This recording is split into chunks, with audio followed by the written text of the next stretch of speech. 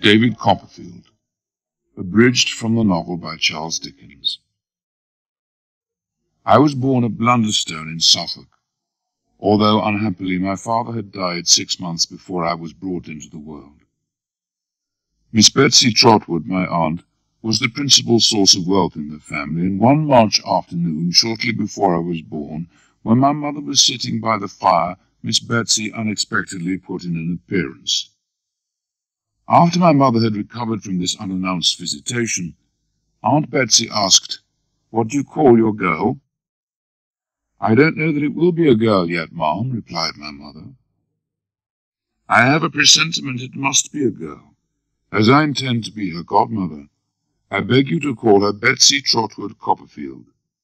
There must be no trifling with her affections, poor dear." When the moment arrived, Peggotty, who was to be my nurse, conveyed my mother upstairs, and the doctor was called.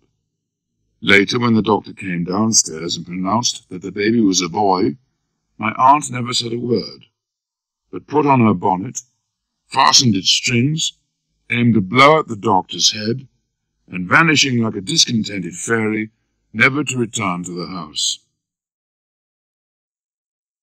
Looking back, I can remember certain details that stand out amongst the general confusion of things at that time. My mother with her pretty hair and youthful shape, and Peggotty with no shape at all, with eyes that were dark. Her cheeks and arms were so red that I wondered that the birds didn't peck at her in preference to apples.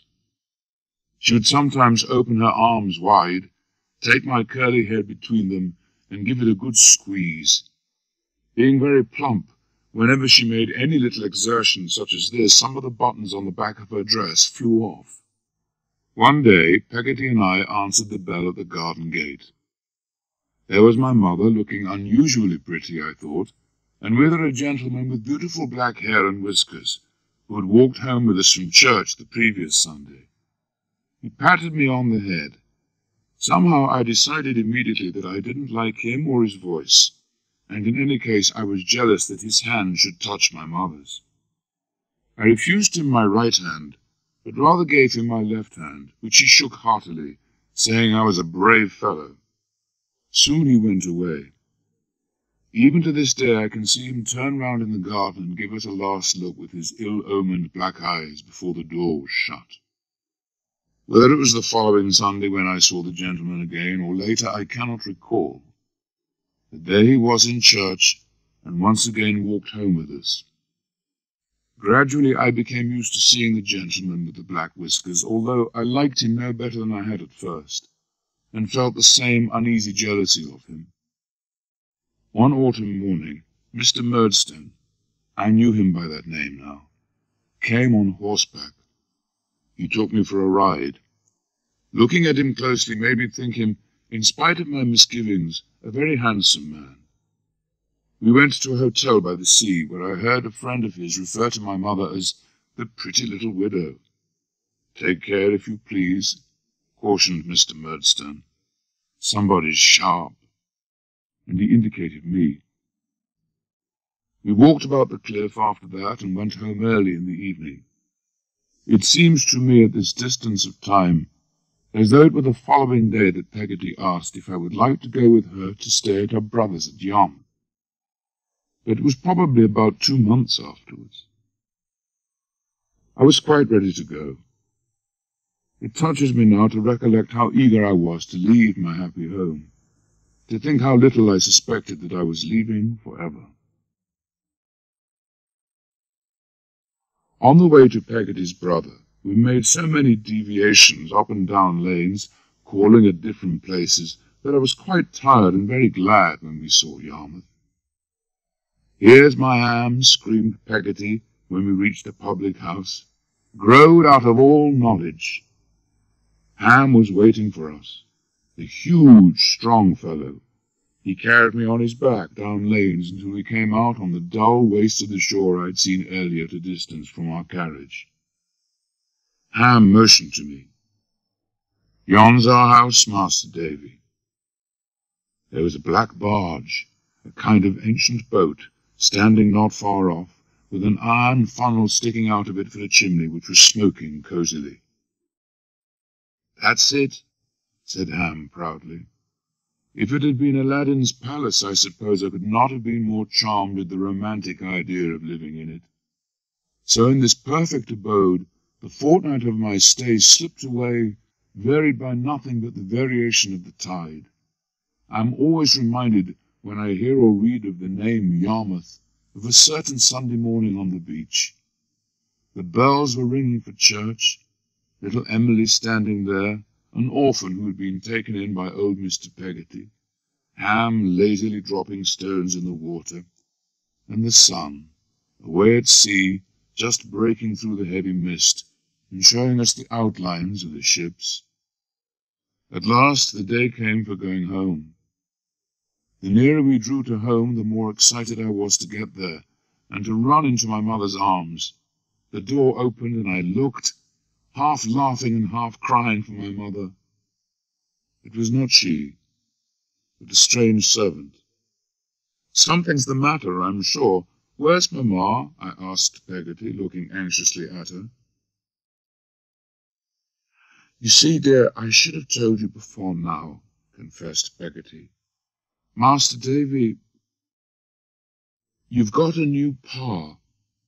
I trembled and turned white. Peggotty gave a gasp, and putting out her hand, said gently, "Come and see him." "I don't want to see him," I protested. "And your mamma?" I ceased to draw back, and we went straight to the best parlour. There sat my mother with Mr. Murdstone. My mother rose hurriedly, but timidly. "Now, Clara, my dear," declared Mr. Murdstone, "recollect, control yourself, always control yourself. Davy boy, how do you do?" I gave him my hand. After a moment I went and kissed my mother. I could neither look at her, nor could I look at him. As soon as I could, I crept upstairs to think alone. At last, in my desolation, I began to consider that I was dreadfully in love with little Emily, and had been torn away from her to come here where no one seemed to want me. This made such a miserable business of it that I cried myself to sleep that night. The following day I saw that I knew that Mr. Murdstone could mould my mother's pliant nature into any form he chose. As I know now, that is exactly what he did. God help me, I might have been improved for my entire life if a kind word had come my way that season. A word of reassurance to me that it was home might have made me dutiful to him, and might have made me respect him instead of hating him. None the less, he seemed very fond of my mother, and she very fond of him. From what they said at dinner, I gathered that an elder sister of his was coming to stay, and that she was expected that very evening. I am not certain whether I found out then or later that he had some share in a wine merchant's house in London. Miss Murdstone duly arrived, and a gloomy-looking lady she was. She greatly resembled her brother in both face and voice. She was brought into the parlour, and formally acknowledged my mother as a new and near relation. Then she looked at me and snapped, "Is that your boy, sister-in-law?" My mother nodded. "Generally speaking," said Miss Murdstone, "I don't like boys." She extended her hand to me. "How do you do, boy?" Under these circumstances I mumbled my reply. Miss Murdstone disposed of me in 2 words. Wants manners. As well as I could make out, she'd come for good, and had no intention of ever going again. Firmness was the grand quality on which both Mr. and Mrs. Murdstone based their lives. Before long I clearly understood that it was another name for tyranny. "It's very hard," said my mother, "that in my own house—" "My own house," repeated Miss Murdstone. "In our house, I mean."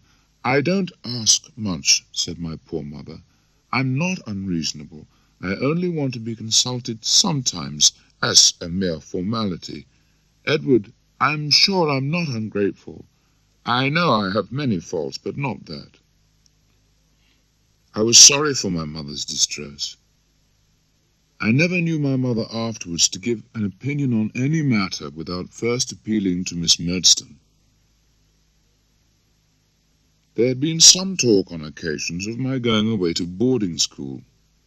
Nothing, however, was concluded on the subject yet. In the meantime, I learned lessons at home. Shall I ever forget those lessons? Let me remember this scene. My mother is ready for me at her writing desk, but not half so ready as Mr. Murdstone or as Miss Murdstone.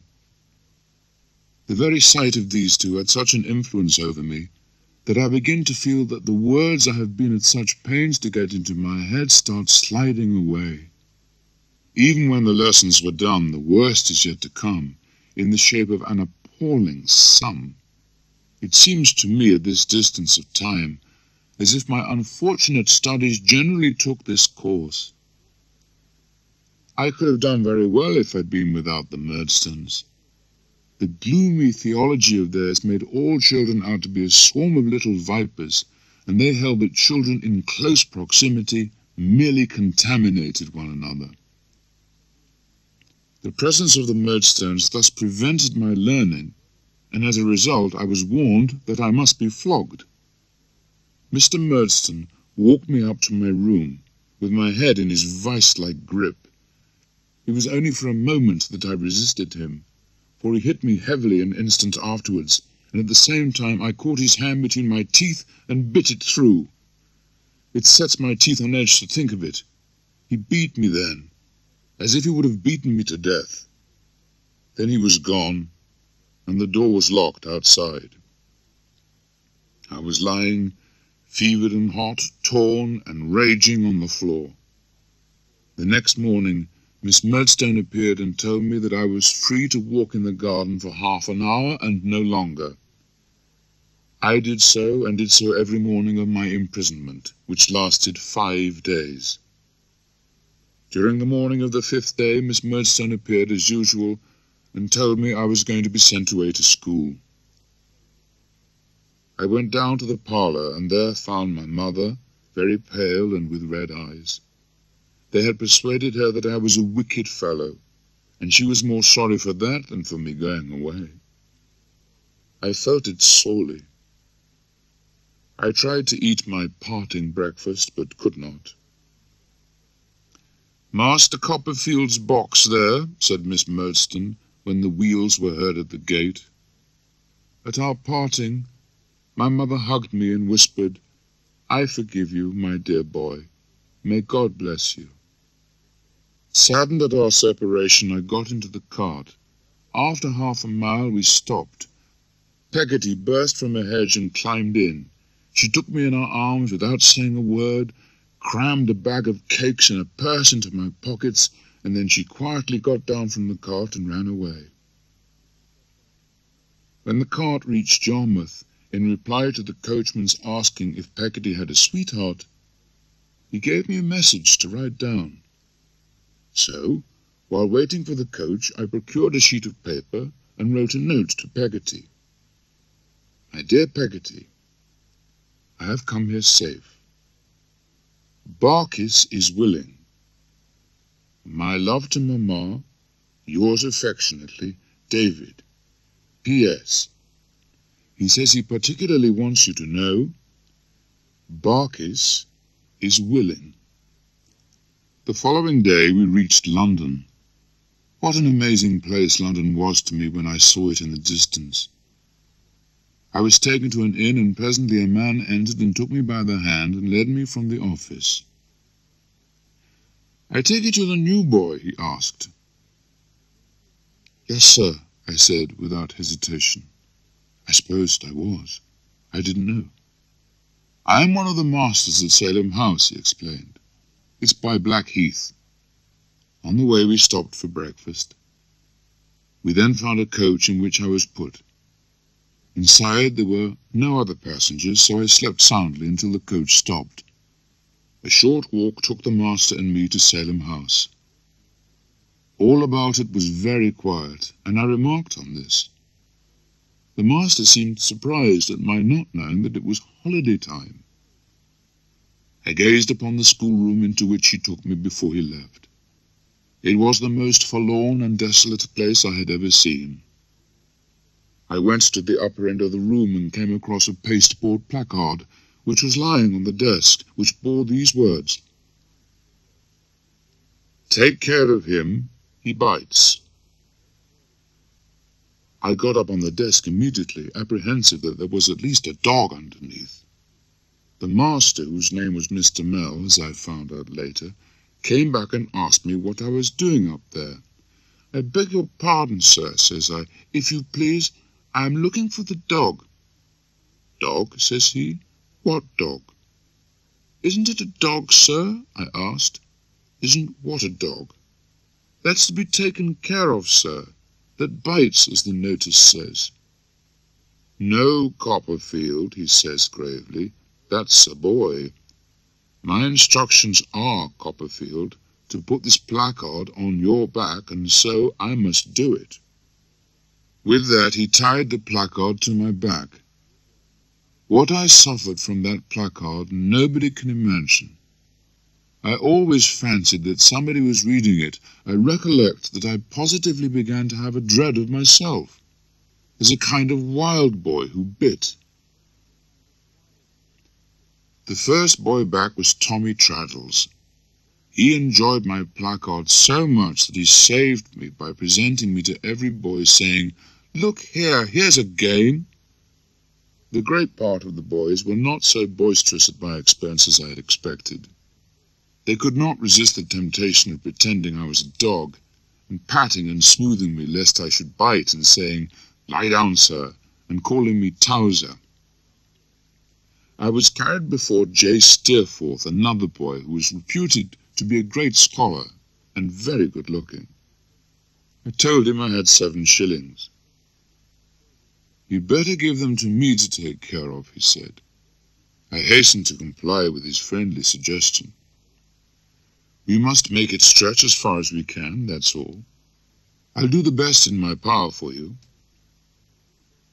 He kindly told me he would take care of things so that everything would be all right, and he was as good as his word. That night I heard all kinds of things about the school and all those belonging to it.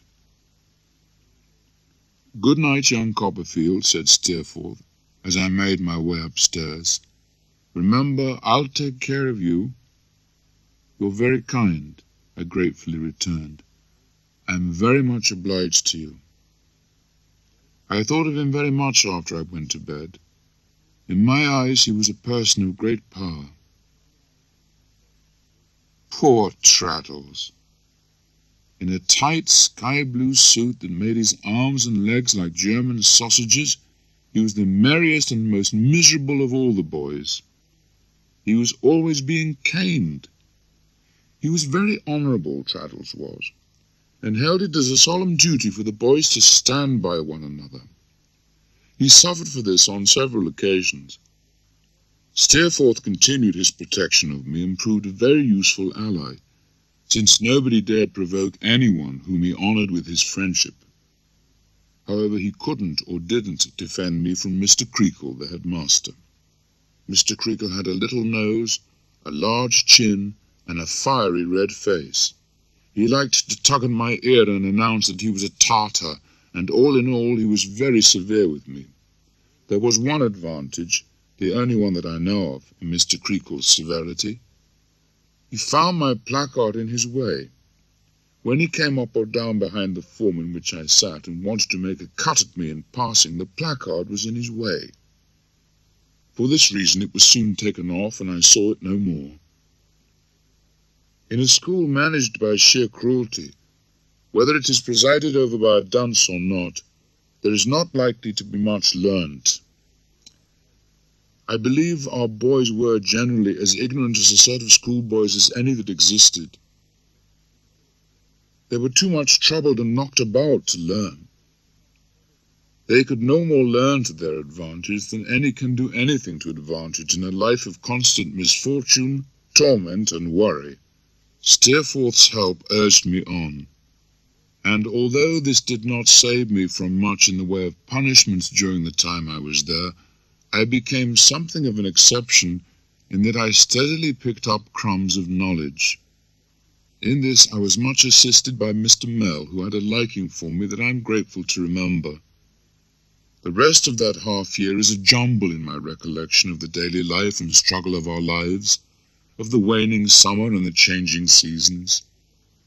I well remember, though, how the distant idea of the holidays, after seeming for an immense time to be a stationary speck, began to come towards us and grow and grow. How from counting months we came to days. I learnt from Steerforth that I had been sent for and was certainly to go home. What a strange feeling it was to be going home when it was not a home. The days when my mother and I and Peggotty were all in all to one another and there was no one to come between us rose up before me so sorrowfully on the road that I would rather have remained away. But there I was. I went softly into the parlour. My mother was sitting by the fire, suckling an infant. I wished I had died then, with that feeling in my heart. "Here is your brother," said my mother. "Davy, my handsome boy. My poor child." Peggotty came running in. I had never thought it possible that we three could be together undisturbed once more. The Murdstones were out for the day. We dined together, then we sat round the fire and talked delightfully. We were very happy, and that evening, as the last of its kind, will never pass out of my memory. It was almost 10 o'clock before we heard the sound of wheels. My mother said that as it was so late, and Mr. and Miss Murdstone approved of early hours for young people, perhaps I'd better go to bed. From the following morning, Miss Murdstone kept a calendar of the holidays, and every morning checked off a day in exactly the same manner. She did it gloomily until she came to 10, but when she got to single figures, she became more hopeful, and as the time advanced, even jocular. From the foregoing, you will have seen that I was not a favourite of Miss Murdstone. In short, I was not a favourite there with anybody, not even with myself. For those who did like me could not show it, and those who did not showed it so plainly that I became sensitive of always appearing constrained, boorish, and dull. I felt I made them as uncomfortable as they made me. Mr. Murdstone ordered me round like a dog, and I obeyed like a dog. "I will have from you a respectful, prompt, and ready bearing towards myself," he commented, "and towards Jane Murdstone, and towards your mother. I will not have this room shunned as if it were infected. Another thing, you are not to associate with the servants. The kitchen staff will not improve you. I disapprove of your preference for such company as Miss Peggotty, and I require that it is to be abandoned." I obeyed him to the letter. I retreated to my own room no more. I took refuge with Peggotty no more. But I sat wearily in the parlour day after day, looking forward only to bedtime. Thus the holidays dragged on until the morning came, when Miss Murdstone said joyfully, "Here's the last day off." I was not sorry to go, for I had by this time lapsed into a stupefied state. I kissed my mother and my baby brother good-bye. I was in the carrier's cart when I heard my mother calling to me, and I looked out to see her, and so I lost her.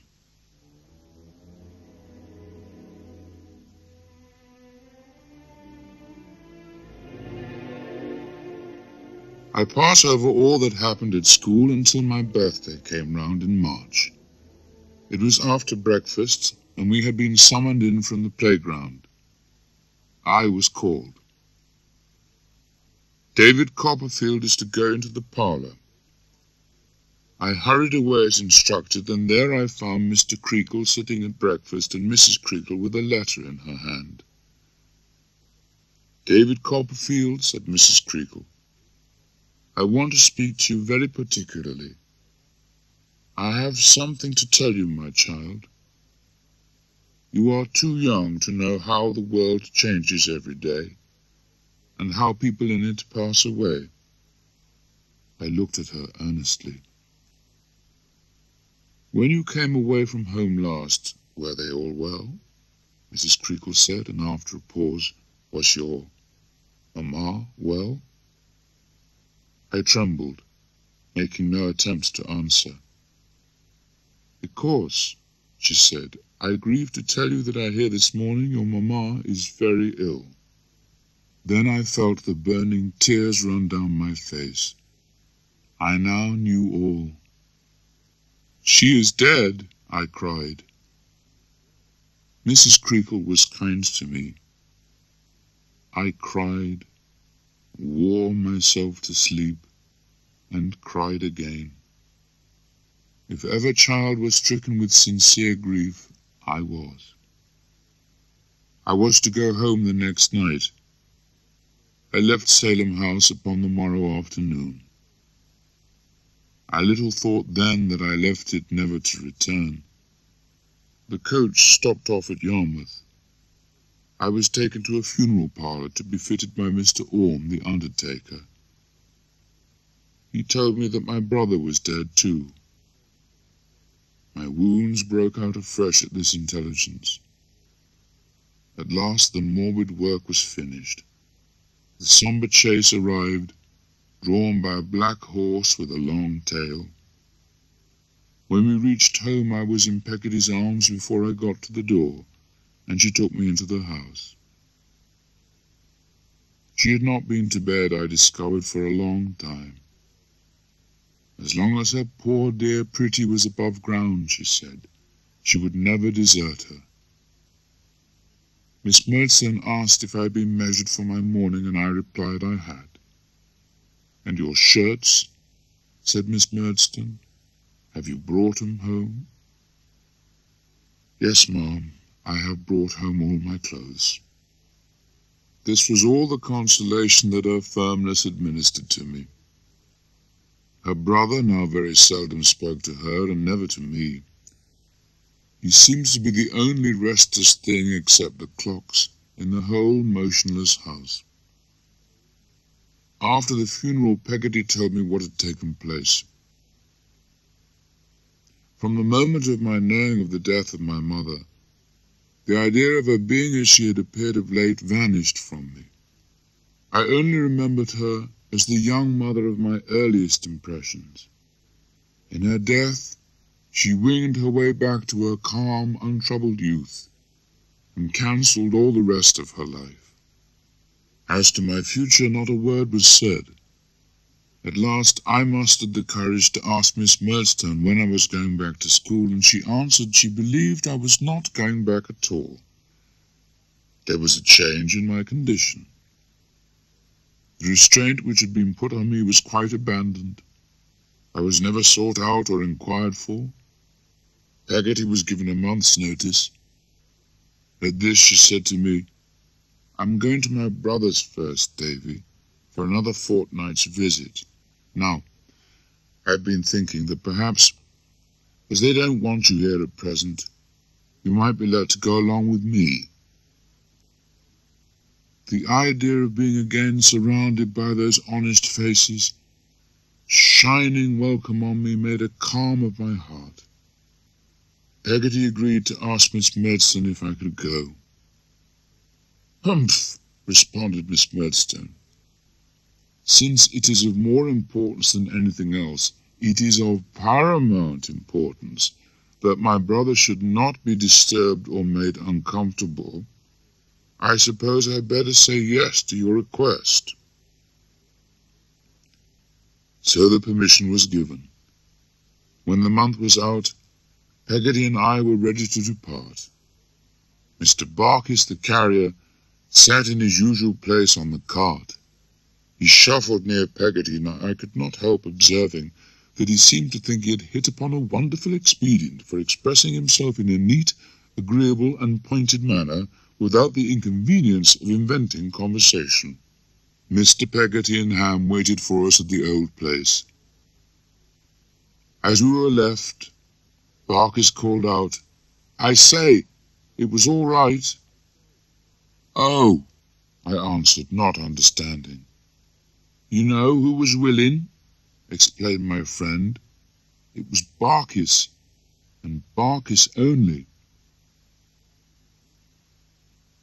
Peggotty asked me what he'd said, and I told her. "Like his impudence," said Peggotty, "but I don't mind that. What should you think if I was to think of being married?" "If you were thinking of being married to Mr. Barkis, Peggotty?" "Yes." "I should think it would be a very good thing." Mrs. Gummidge, the lorn old woman, was waiting at the door. The whole place seemed quite as delightful as before, yet somehow it did not impress me in the same way. I felt perhaps this was because little Emily, whose father had drowned long ago, was not there. I presently found myself on the path outside the boat. A figure appeared before long, and her whole self was prettier than before. She seemed to delight in teasing me, for little Emily was spoiled by them all, and no one more than Mr. Peggotty himself. She was so affectionate and sweet-natured, and had such a pleasant manner, being both shy and sly at once, that she captivated me more than ever. The days passed pretty much as they'd passed before. Every evening Mr. Barkis appeared at the door, always with a little bundle of offerings which he left for Peggotty. His wooing was altogether of a peculiar kind. One day Peggotty, Barkis, little Emily, and I went on a holiday excursion. I informed little Emily, I recollect, that I never could love another. How merry she made herself about it. Peggotty and Barkis went from the coach to look inside a church, leaving us outside. After a while they rejoined us. We learned afterwards that they were married in this interval, and had gone into the church for that express purpose. Peggotty was at first a little confused when Mr. Barkis made an abrupt announcement of their union, and could not hug me enough in token of her unimpaired affection, but soon became herself again, and said that really she was glad it was all over. I've often thought since what an odd, innocent, out-of-the-way kind of wedding it must have been. That night Mr. and Mrs. Barkis bade us good-bye and drove away to their own home. Shortly afterwards I took leave of the cottage and passed the night at Peggotty's before returning home with herself and Mr. Barkis. They left me at the gate of the house I knew so well. And now I fell into a state of neglect, which seems to cast a gloom even at this distance of time. I believe Mr. Murdstone's means were straitened at this time, but it is little to the purpose. He still could not bear me. I was not beaten or starved, but day after day, week after week, month after month, I was coldly neglected. I was seldom allowed to visit Peggotty. She, true to her earlier promise, came to see me, or met me somewhere once every week, and never left me empty-handed. During this time, the old books were my only comfort. I was out walking one day near the house when I came upon Mr. Murdstone with a gentleman. I knew him to be Mr. Quinion, whom I'd gone over to Lowestoft with Mr. Murdstone to see before. Seeing me, Mr. Murdstone came over and put his hand on my shoulder and asked me to walk with them. "He is at home at present," he said, as though I were not there. "He's not being educated anywhere, and I don't know what to do with him. He's a difficult subject." Responded Mr. Quinion. I made my way home with them, and Mr. Quinion stayed that night. Next morning Mr. Murdstone called me. Mr. Quinion and his sister were also in the room. "David," said Mr. Murdstone, To the young, this is a world of action, not for moping around in. Stubbornness won't do here, cried his sister. What it needs is to be crushed. It must be, shall be, too. Mr. Murdstone gave her a look and continued. I suppose you know, David, that I'm not rich. What is before you is a fight with the world, and the sooner you begin it, the better. You've heard of the counting house mentioned sometimes? The counting house, sir? Of Murdstone and Grinby, in the wine trade? I think I have heard the business mentioned, sir. Mr. Quinion suggests that as it gives employment to some other boys, he sees no reason why it shouldn't, on the same terms, give employment to you. So you are now going to London with Mr. Quinion, to begin on your own account. In short, you are provided for, observed his sister, and you will please do your duty. I had little time for clearing my thoughts, as Mr. Quinion was to go out to London the next day. I know enough of the world now to have almost lost the capacity to be much surprised by anything, but had little of this knowledge when I became, at 10 years old, a labouring hand in the service of Murdstone and Grinby. The warehouse was at the waterside down by Blackfriars. It was a crazy old house with a wharf of its own and was literally run over with rats. An important branch of their trade was the supply of wines and spirits to certain packet ships. I know that a great many bottles were in use as a consequence of this traffic, and that a number of men and boys were employed to examine them against the light and to rinse and wash them. So, this work was to be my work, and I became one of the boys employed upon it. No words can express the secret agony of my soul as I sunk into this companionship, and felt my hopes of growing up to be a learned and distinguished man crushed in my breast.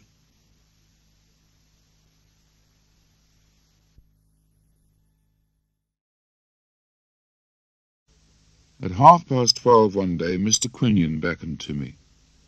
I found him with a stoutish middle-aged person who had no more hair on his head than there is on an egg. His face was extensive, his clothes shabby, but he wore an imposing shirt collar and a confident roll in his voice and carried a jaunty sort of stick. About him was an indescribable air of the genteel. Mr. Micawber, said Mr. Quinion, is known to Mr. Murdstone. He takes orders for us on commission. He has been written to by Mr. Murdstone on the subject of your lodgings, and he has agreed to receive you as his lodger. So it was later on that day I arrived at Mr. Micawber's house on Windsor Terrace. He presented me to Mrs. Micawber, a thin and faded lady with a baby at her breast. This baby was one of twins. I hardly ever, in my early experience of the family, saw both twins detached from Mrs. Micawber at the same time. One of them was always taking refreshment. There were two other children, Master Micawber, aged about 4, and Miss Micawber, aged about 3. These, and a dark woman with a habit of snorting, who was a servant to the family, completed the establishment. Mrs. Micawber explained that Mr. Micawber was a sort of traveller for a number of miscellaneous houses now, but made little or nothing from it.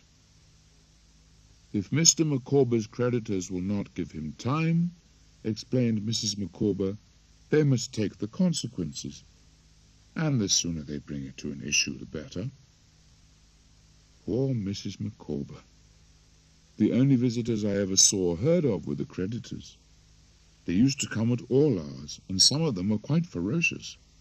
One man used to edge himself into the passage as early as 7 o'clock in the morning and call up the stairs to Mrs. Micawber. "Come on, I can see you ain't out yet. Pay us, won't you? You can't hide, you know." At such times as these, Mr. Micawber would be transported with grief and mortification, but within half an hour he would go out, humming a tune with greater gentility than ever. From Monday morning to Saturday night I had no advice, no support of any kind from anyone. I was so young to undertake the entire responsibility for my own existence that often I could not resist the stale pastry put out for sale at half price at the pastry cook's doors, and spent the money I should have kept for dinner. Once I remember carrying my own bread under my arm, wrapped in a piece of paper, and going to a famous beef house and ordering a small plate of that delicacy to eat with it. What the waiter thought of such a strange apparition coming in all alone, I don't know. But I can see him now, staring at me as I ate my dinner. I gave him a halfpenny for himself, and I wish he hadn't taken it. Mr. Micawber's difficulties were in addition to the distressed state of my mind. In my own forlorn state, I became quite attached to the family, and used to walk about busily thinking of Mrs. Micawber's calculations, of ways and means, and heavy with the weight of Mr. Micawber's debts. At last, Mr. Micawber's difficulties came to a crisis, and he was arrested and taken to the debtors' prison.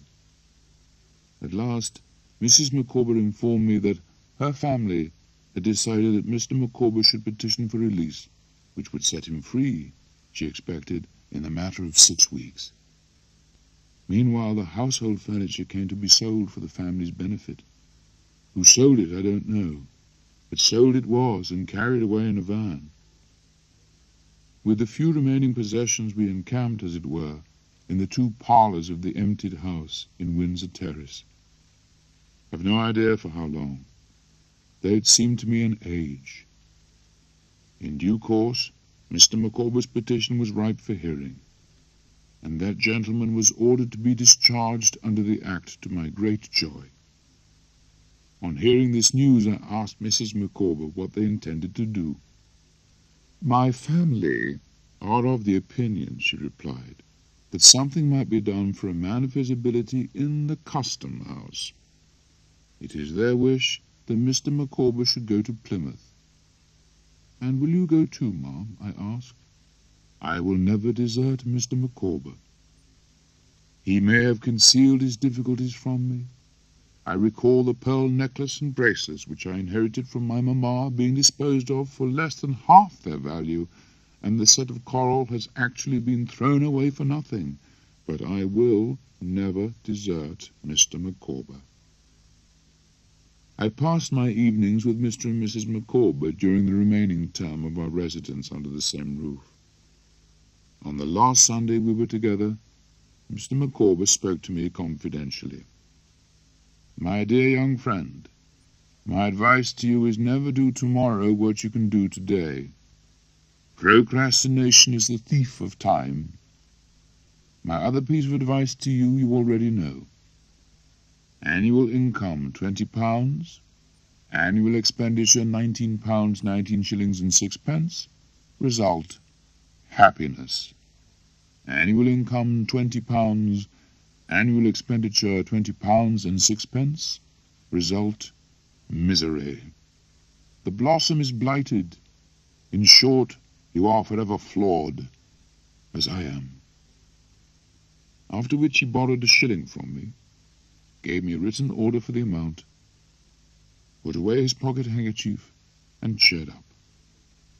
Next morning I saw the whole family off from the coach office. From there I went to begin my weary day at Murchison and Grinby's, but no longer with any intention of passing many more days there. No, I had resolved to run away, to go, by some means or other, down into the country to the only relation I had in the world, to tell my unfortunate story to my aunt, Miss Betsy.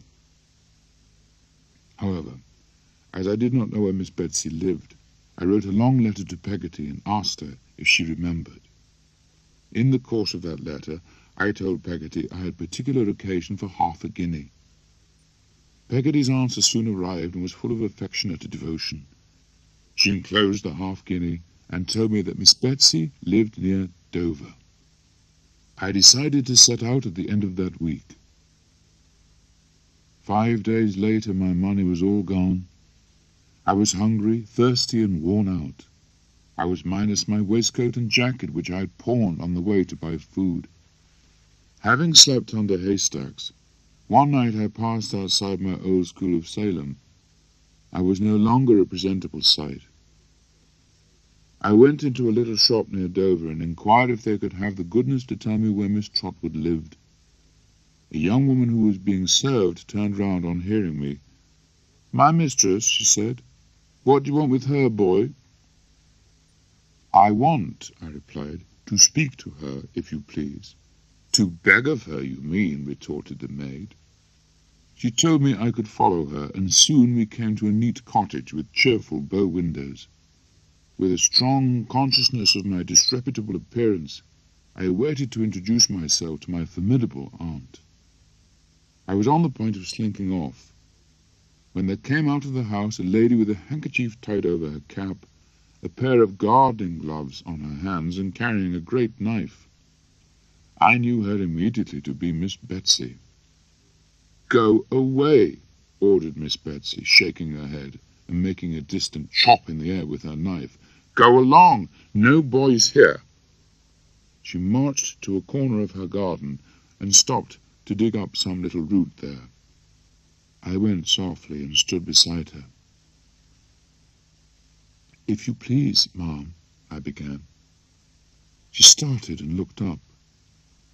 "If you please, aunt, I am your nephew, David." "Oh, Lord!" cried my aunt, and sat flat down in the garden path. There she sat on the gravel, staring at me until I began to cry. Then she got up in a great hurry, collared me and took me into the parlour. Then she unlocked a tall press, brought out several bottles, and poured the contents of each into my mouth. I think they must have been taken down at random, for I'm sure I tasted aniseed water, anchovy sauce, and salad dressing. After a while she rang the bell. "Janet," called my aunt to her servant, "go upstairs, give my compliments to Mr. Dick, and say I wish to speak to him immediately." My aunt, with her hands behind her, paced up and down the room until the gentleman who had earlier squinted at me from the upstairs window came in, laughing. "Mr. Dick," said my aunt, "don't be a fool, whatever else you may be. You have heard me mention Mr. David Copperfield. Now don't pretend not to have a memory, because you and I know better. This is his boy, his son. He has run away. What shall I do with him?" "Why, if I was you," said Mr. Dick, looking vacantly at me, "I should wash him." "Janet," said my aunt, "Mr. Dick sets us all to rights. Heat the bath." Janet was a pretty blooming girl of about 19 or 20, and a perfect picture of neatness. She was one of a series of protégés whom my aunt had taken into service expressly to educate, to renounce men, and who had generally complied by marrying a baker. Janet had gone away to get the bath ready when suddenly my aunt became rigid with indignation and cried out, "Janet, donkeys!" Upon which Janet came running and darted outside to warn off 2 donkeys who were on the lawn at the front of the house. My aunt had determined her own right of way in her own mind, and the one outrage of her life was the passage of a donkey over that immaculate patch of green.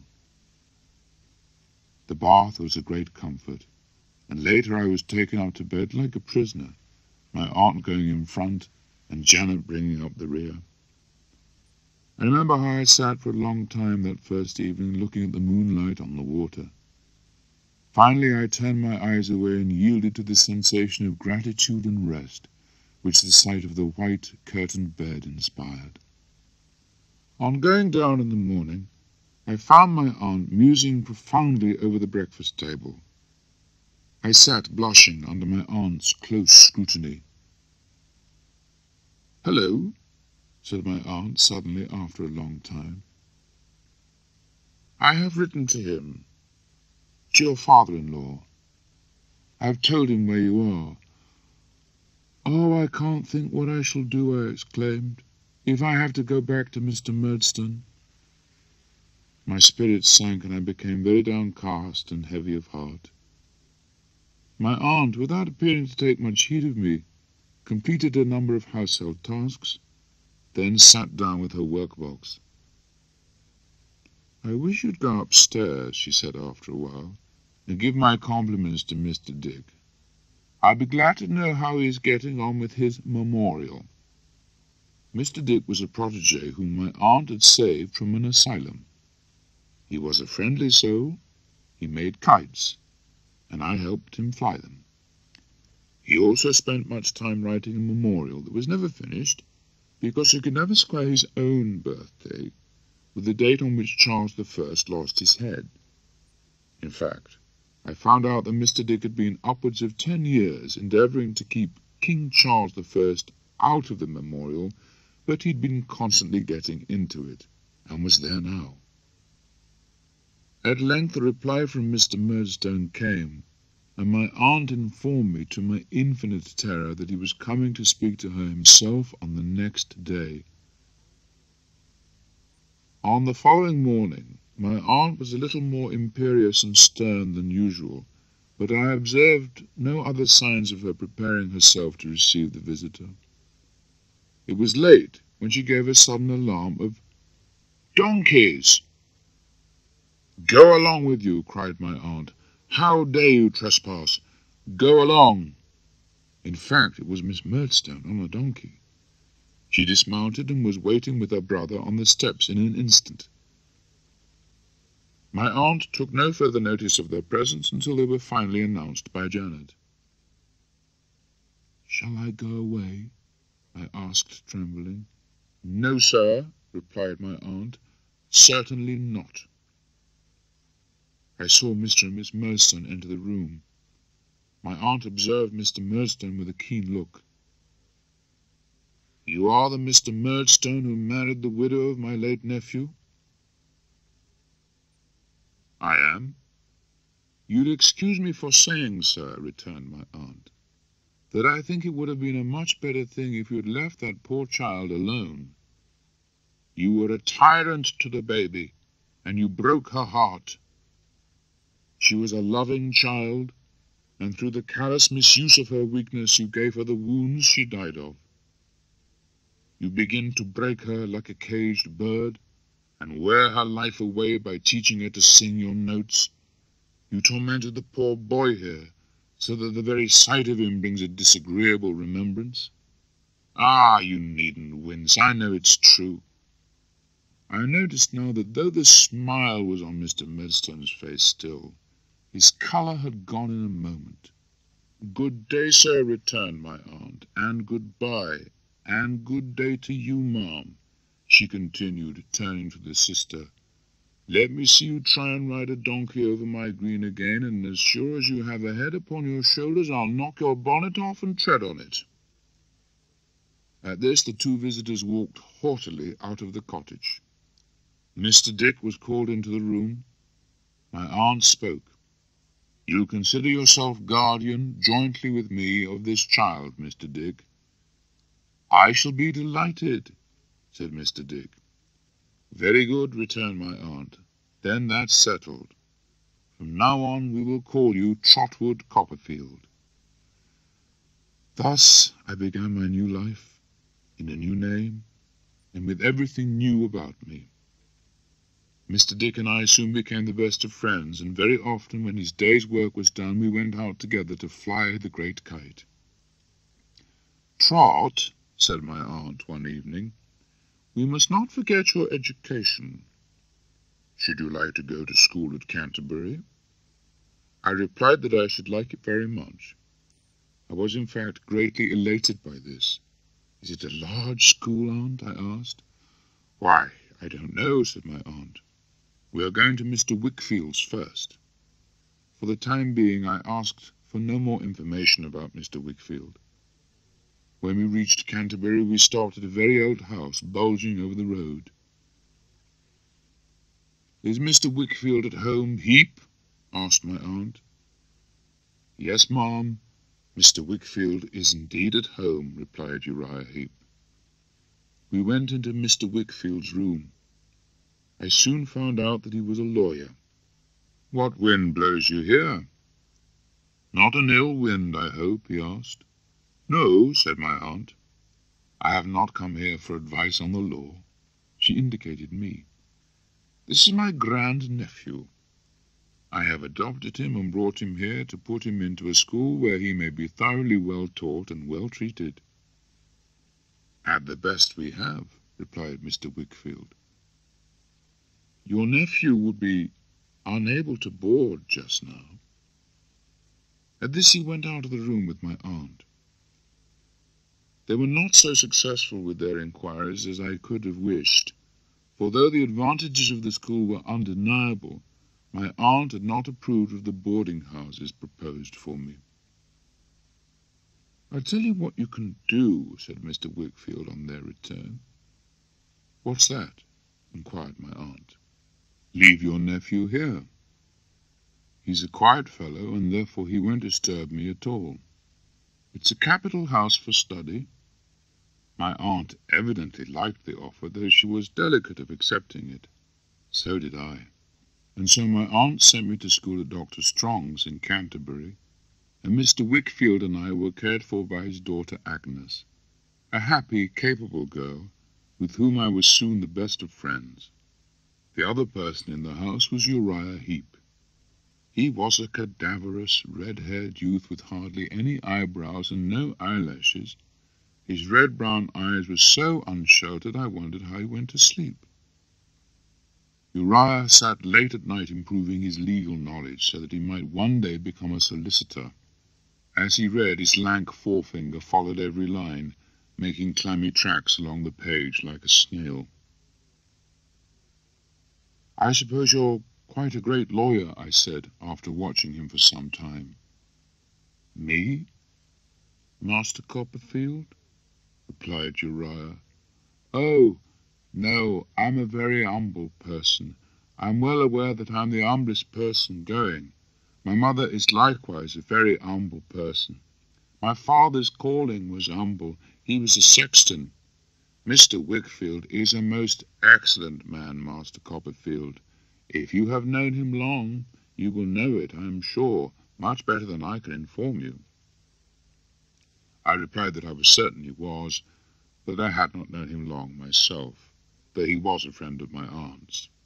"Oh, indeed, Master Copperfield," said Uriah. "Your aunt is a sweet lady, Master Copperfield." He had a way of writhing when he wanted to express enthusiasm, which was very ugly. One day he confided in me that his rascally purpose was to make himself so indispensable to his master that he would become not only a partner in the firm, but the husband of the sweet Agnes, who loathed him. I felt like running a red-hot poker through his false body. Once he strove to incriminate me in a piece of rascality, so I struck him a blow to his lank jaw.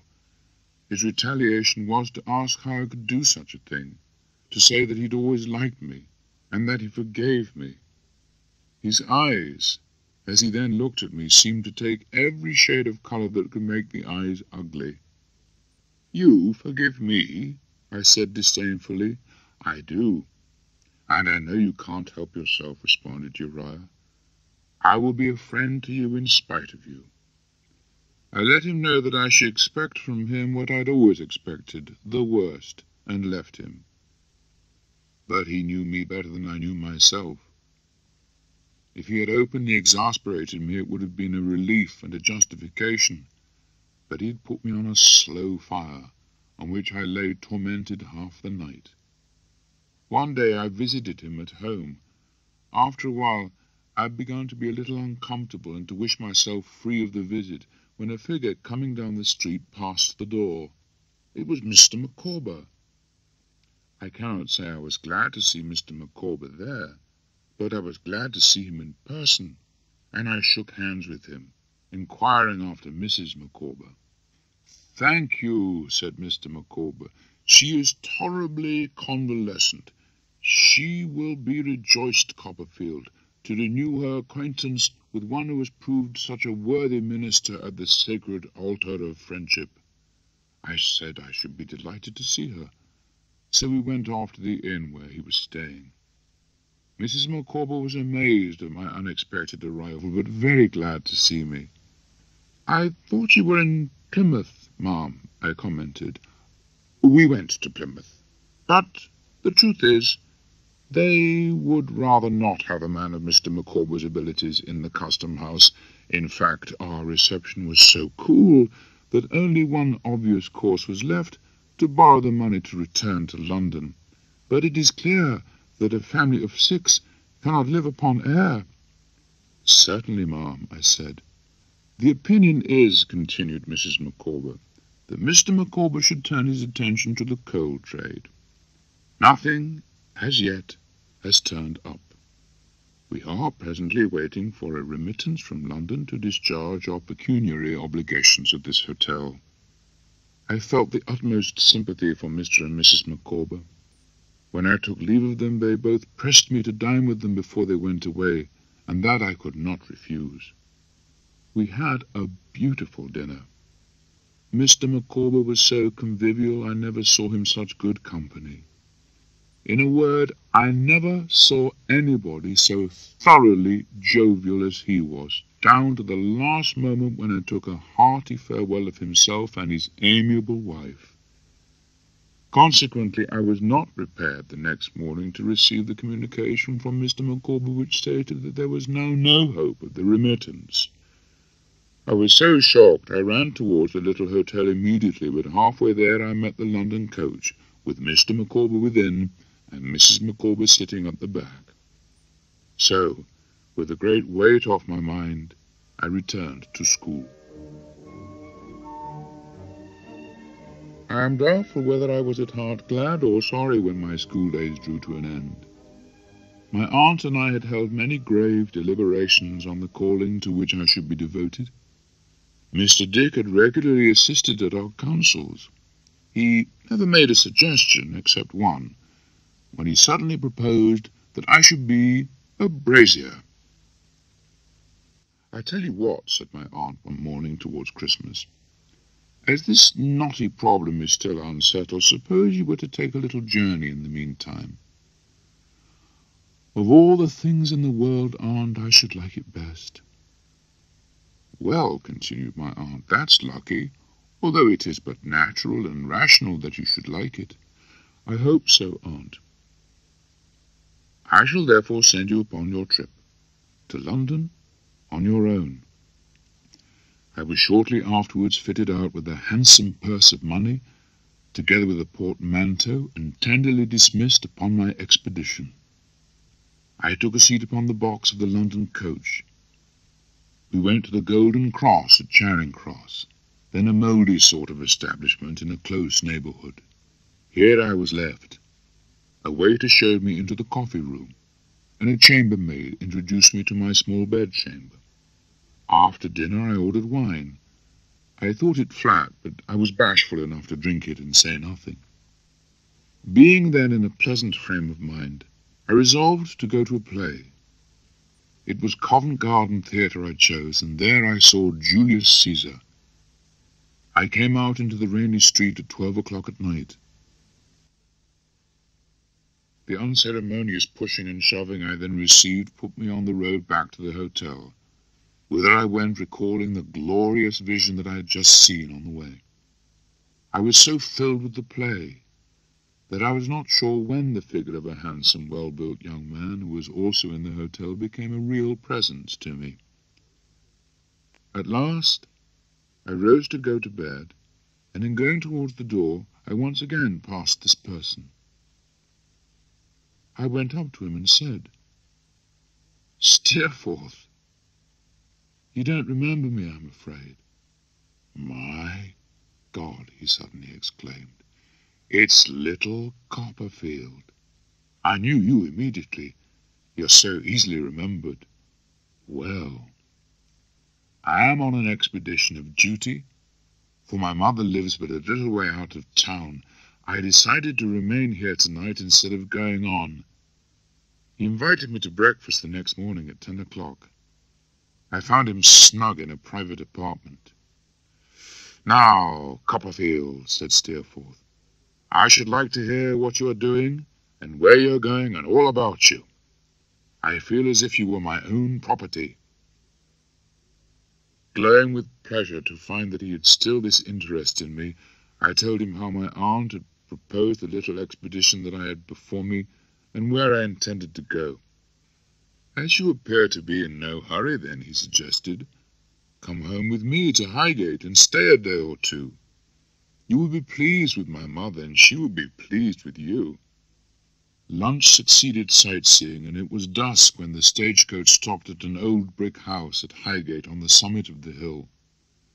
It was a genteel, old-fashioned house, very quiet and orderly.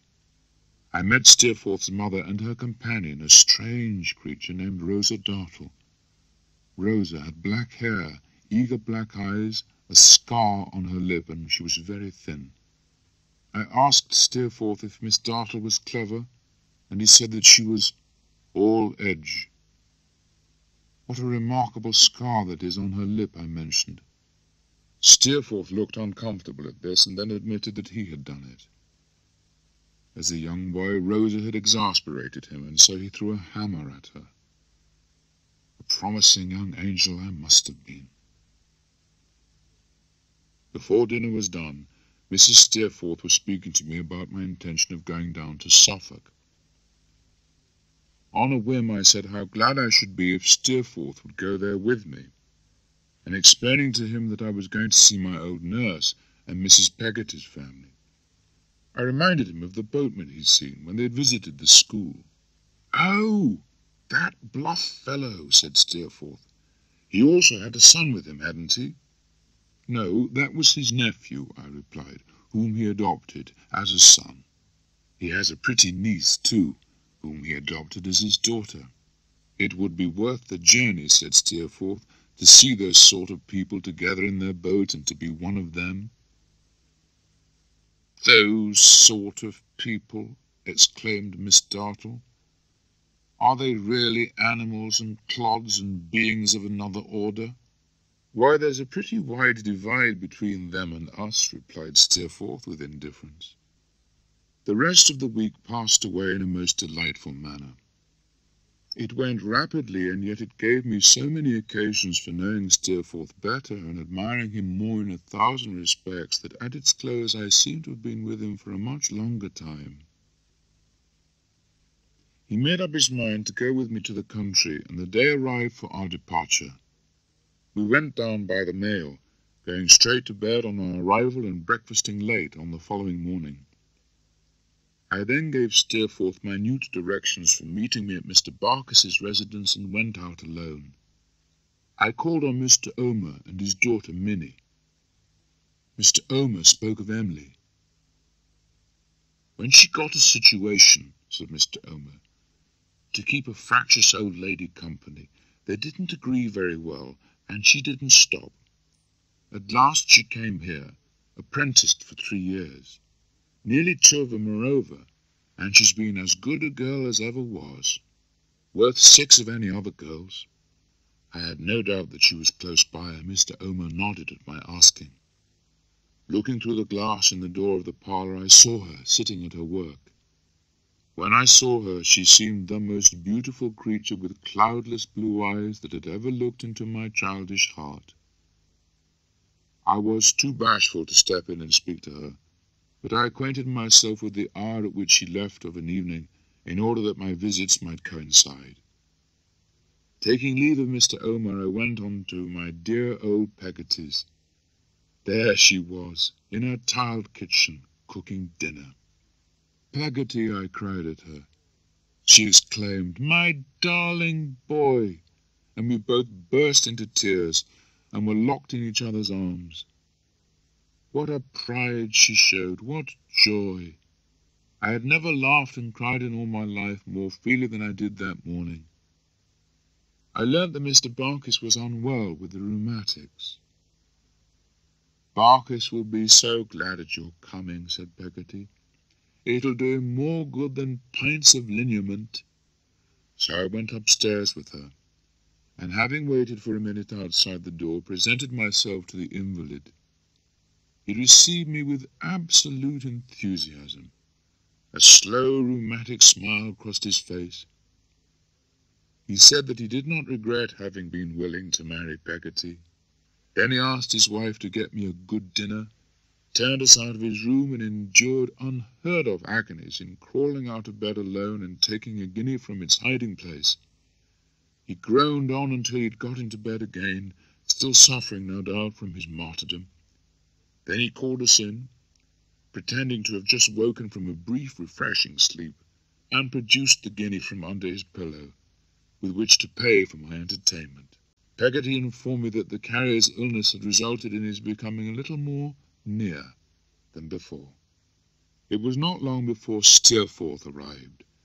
His easy, spirited good humour, his genial manner, his handsome looks, and his natural gift of getting directly to the point of interest in anybody's heart bound him to Peggotty in 5 minutes. He stayed for dinner there with me, and we made merry in the little parlour. He maintained all his delightful qualities to the last, until we started forth at 8 o'clock for Mr. Peggotty's boat. A murmur of voices had been audible from the outside, and at the moment of our entrance there was a clapping of hands. Little Emily saw us first. She was springing from the arms of the great, bashful, lumbering, kindly Ham into those of Uncle Peggotty, who was beaming with delight. Ham shouted to us, "Master Davy! It's Master Davy!" In a moment we were all shaking hands with one another, and asking one another how we did. Mr. Peggotty was so proud and overjoyed to see us that he didn't know what to do or say, but kept over and over again shaking hands with me. I thought I'd never seen Ham, the boat builder, grin to anything like the extent to which he now grinned at us, while Mr. Peggotty explained how little Emily and Ham had just become engaged. I thought it affecting to see such a sturdy fellow as Ham was now, trembling in the strength of what he felt for the pretty little creature who had won his heart. But it was Steerforth who touched the prevailing chord, and he did it with such address that in a few minutes we were all as easy and as happy as it was possible to be. "Mr. Peggotty," he said, "you are a thoroughly good fellow, and deserve to be as happy as you are tonight. I give you joy, my boy. Daisy, stir the fire, and make it a brisk one. And, Mr. Peggotty, unless you can induce your gentle niece to come back, I fear I shall have to go. Any gap at your fireside on such a night, such a gap least of all, I wouldn't make for the wealth of the Indies." So Mr. Peggotty went to fetch little Emily back. Presently she was brought to the fireside, very much confused and very shy, but she soon became more assured when she found how gently and respectfully Steerforth spoke to her. Indeed, Emily said little all evening, but she looked, and when she listened her face became animated and she was charming. Steerforth told us stories, and little Emily laughed until the boat rang with the musical sounds, and we all laughed in irresistible sympathy with what was so pleasant and light-hearted. I could not satisfy myself whether it was in her own little tormenting way, or in a maidenly reserve before us, that she kept quite close to the wall and away from Ham. But I observed that she did so all evening. We parted merrily, and as they all stood crowded round the door to light us as far as they could upon the road, I saw Emily peeping after us and heard a little voice calling after us. "A most engaging little beauty," said Steerforth. "How fortunate," I replied, "for us to have arrived to witness their happiness for their intended marriage. I never saw people so happy." "He's a rather chuckle-headed fellow for that girl, don't you think?" asked Steerforth. I was shocked by this unexpected and cold comment, but seeing a laugh in his eyes, I was much relieved. We stayed for more than a fortnight in that part of the country. We were very much together, but occasionally we went our separate ways for hours at a time. I knew Steerforth's restless nature and bold spirits, delighted to find a vent in rough toil and hard weather, so none of his interest in boating during this time surprised me. Another cause of our sometimes being apart was that I had naturally an interest in going over to Blunderstone and revisiting the old familiar scenes of my childhood. Hence, on 3 or 4 days that I recall, we went our separate ways after an early breakfast, and met again at a later dinner. I had no idea how he employed all his time in the interval, beyond a general knowledge that he was very popular in the place, and had 20 means of actively diverting himself where another man might not have found one. One dark evening, when I was later than usual, I found Steerforth alone in Mr. Peggotty's house, sitting thoughtfully before the fire. He gave such a start when I put my hand on his shoulder that he made me start too. "You come upon me," he said almost angrily, "like a reproachful ghost." "Have I called you down from the clouds?" I asked. "No," he answered. "I've been sitting here thinking that all the people we found so glad on the night of our arrival might be dispersed, or dead, or come to I don't know what harm. David, I wish to God I had had a judicious father these last 20 years. I wish with all my soul I had been better guided. I wish with all my soul I could guide myself better." There was a passionate dejection in his manner that quite startled me. He told me that he had that day bought a boat to sail in the neighbourhood, and that he was going to have her rechristened. "By what name?" I asked. "The Little Emily," he replied, gazing out of the window. "But look, here comes the original Little Emily. And that fellow with her, eh? Upon my soul, he's a true knight. He never leaves her for a moment." Emily withdrew her hand timidly from Ham's arm as we stepped outside to speak to them, and blushed as she offered it to Steerforth and me. When they had passed by, she walked by herself. I thought all this very pretty and engaging. Suddenly, there passed us, evidently following the couple, a young woman. She was lightly dressed. She looked bold and haggard and poor. After a short time her figure disappeared from view, but still no nearer to them than before.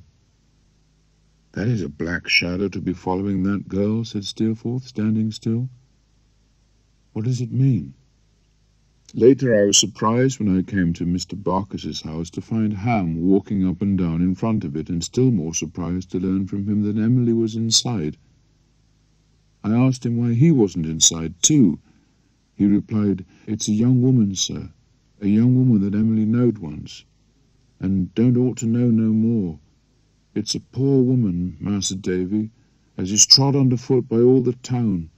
Her name is Martha Endor, 2 or 3 years older than Emily, but was at the school with her." We walked up and down for a minute or two in silence. The door opened then, and Peggotty appeared to be beckoning to Ham to come in. I followed. Not a word was spoken when we first went in. Eventually Emily spoke. "Martha wants to go to London," she said to Ham. "What will she do there?" inquired Ham. "She will try to do well," replied little Emily. "You don't know what she said to us." "I'll try," said Martha, "if you'll help me away. I never can do worse than I've done here, and I may well do better. Oh, take me out of these streets where the whole town knows me from a child." As Emily held out her hand to Ham, I saw him put in it a little canvas bag. She took it and made a step or two forward. The tears rose freshly in her eyes, and she whispered something to Martha and asked whether that was enough. "More than enough," said the other, and took Emily's hand and kissed it. Then Martha rose, making a low, dreary moan in her shawl, and went on her way.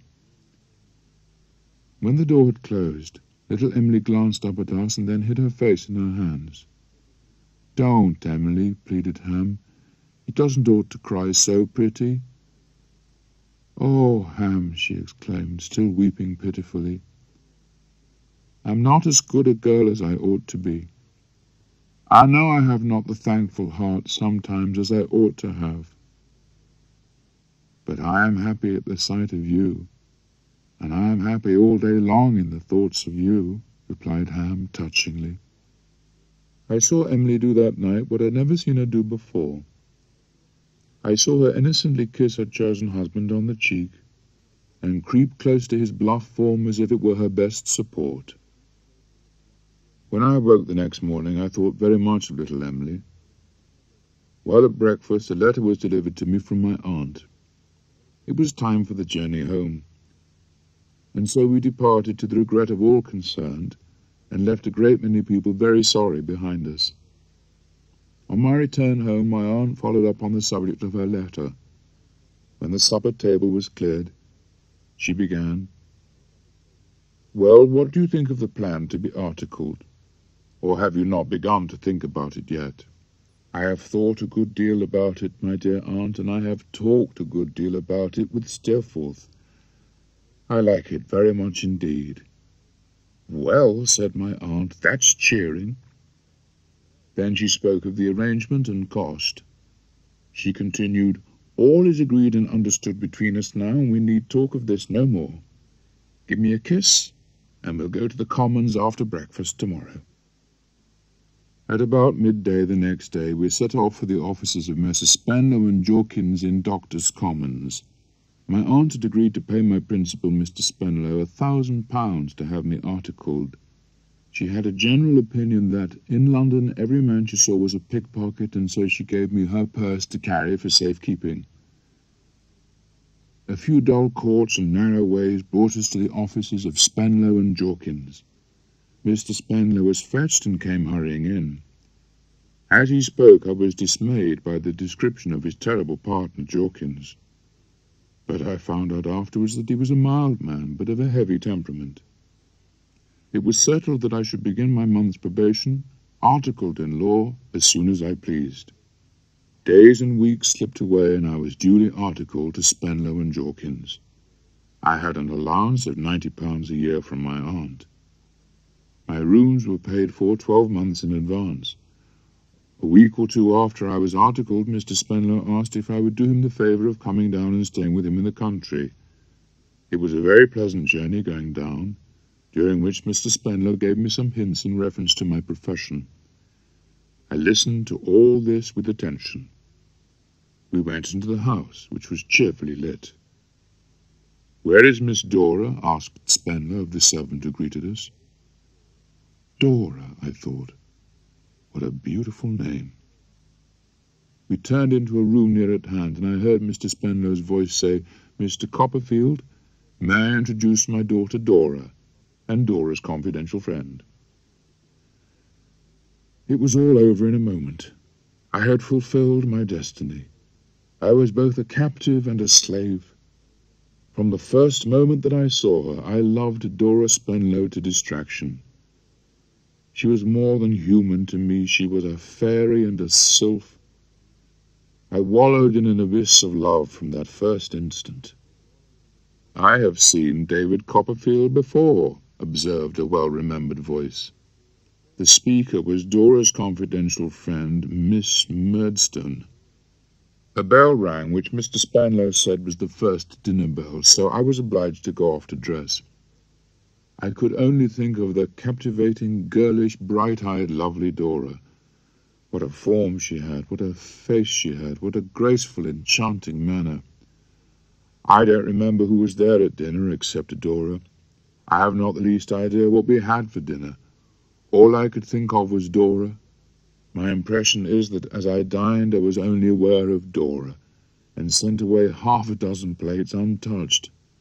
That night I went to bed in a most maudlin state of mind, and got up in a crisis of feeble infatuation.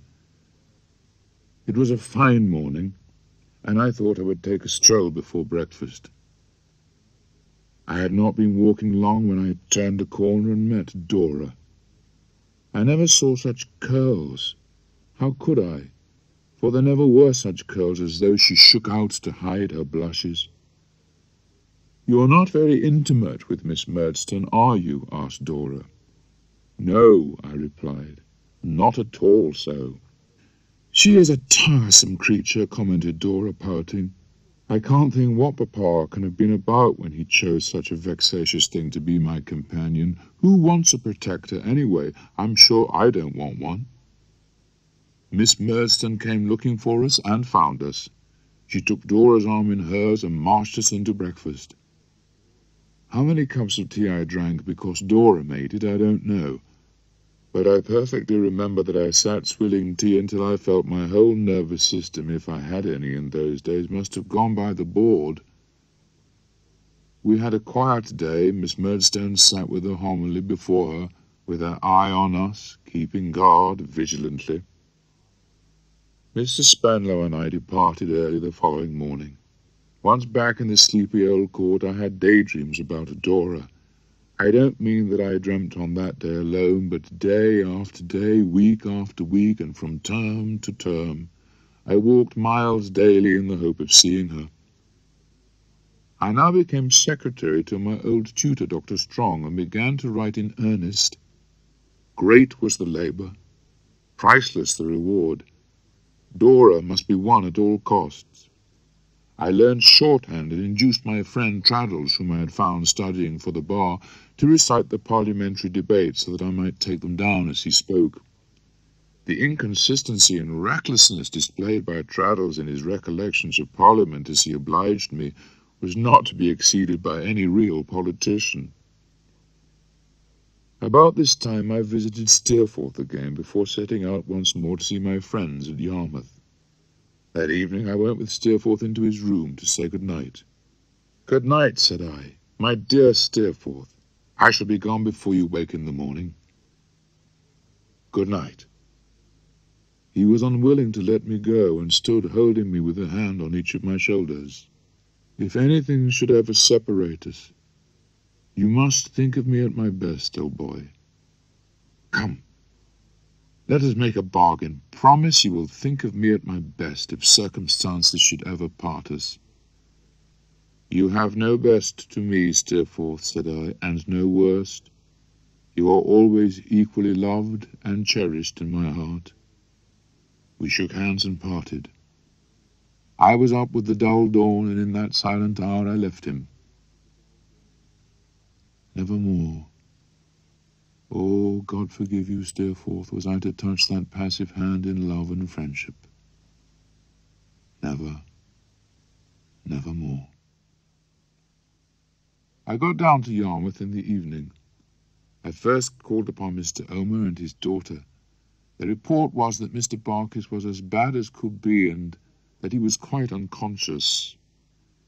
Hearing this, and learning that Mr. Peggotty was there, I determined to go to the house at once. I bade good night to Mr. Omer, and directed my steps towards Peggotty's. My low tap at the door was answered by Mr. Peggotty. Little Emily was sitting by the fire with her hands to her face. Anne was standing near her. "This is very kind of you, Master Davy," said Mr. Peggotty. Soon I was upstairs, where Peggotty took me in her arms, sobbing that Mr. Barkis had always liked me and admired me, that he had often talked of me before he fell into a stupor, and that she believed, in case of his coming to himself again, he would brighten up so at the sight of me. When I saw him, the probability of his ever doing so appeared to me to be very small. Time and the world were slipping from beneath him. He was mute and senseless. "He's going out with the tide," said Mr. Peggotty to me as I came downstairs. "People can't die along the coast except when the tide's pretty nigh out. If he lives till it turns, he'll hold his own till past the flood and go out with the next tide." "Barkis, my dear," cried Peggotty from the bedroom. We rushed upstairs.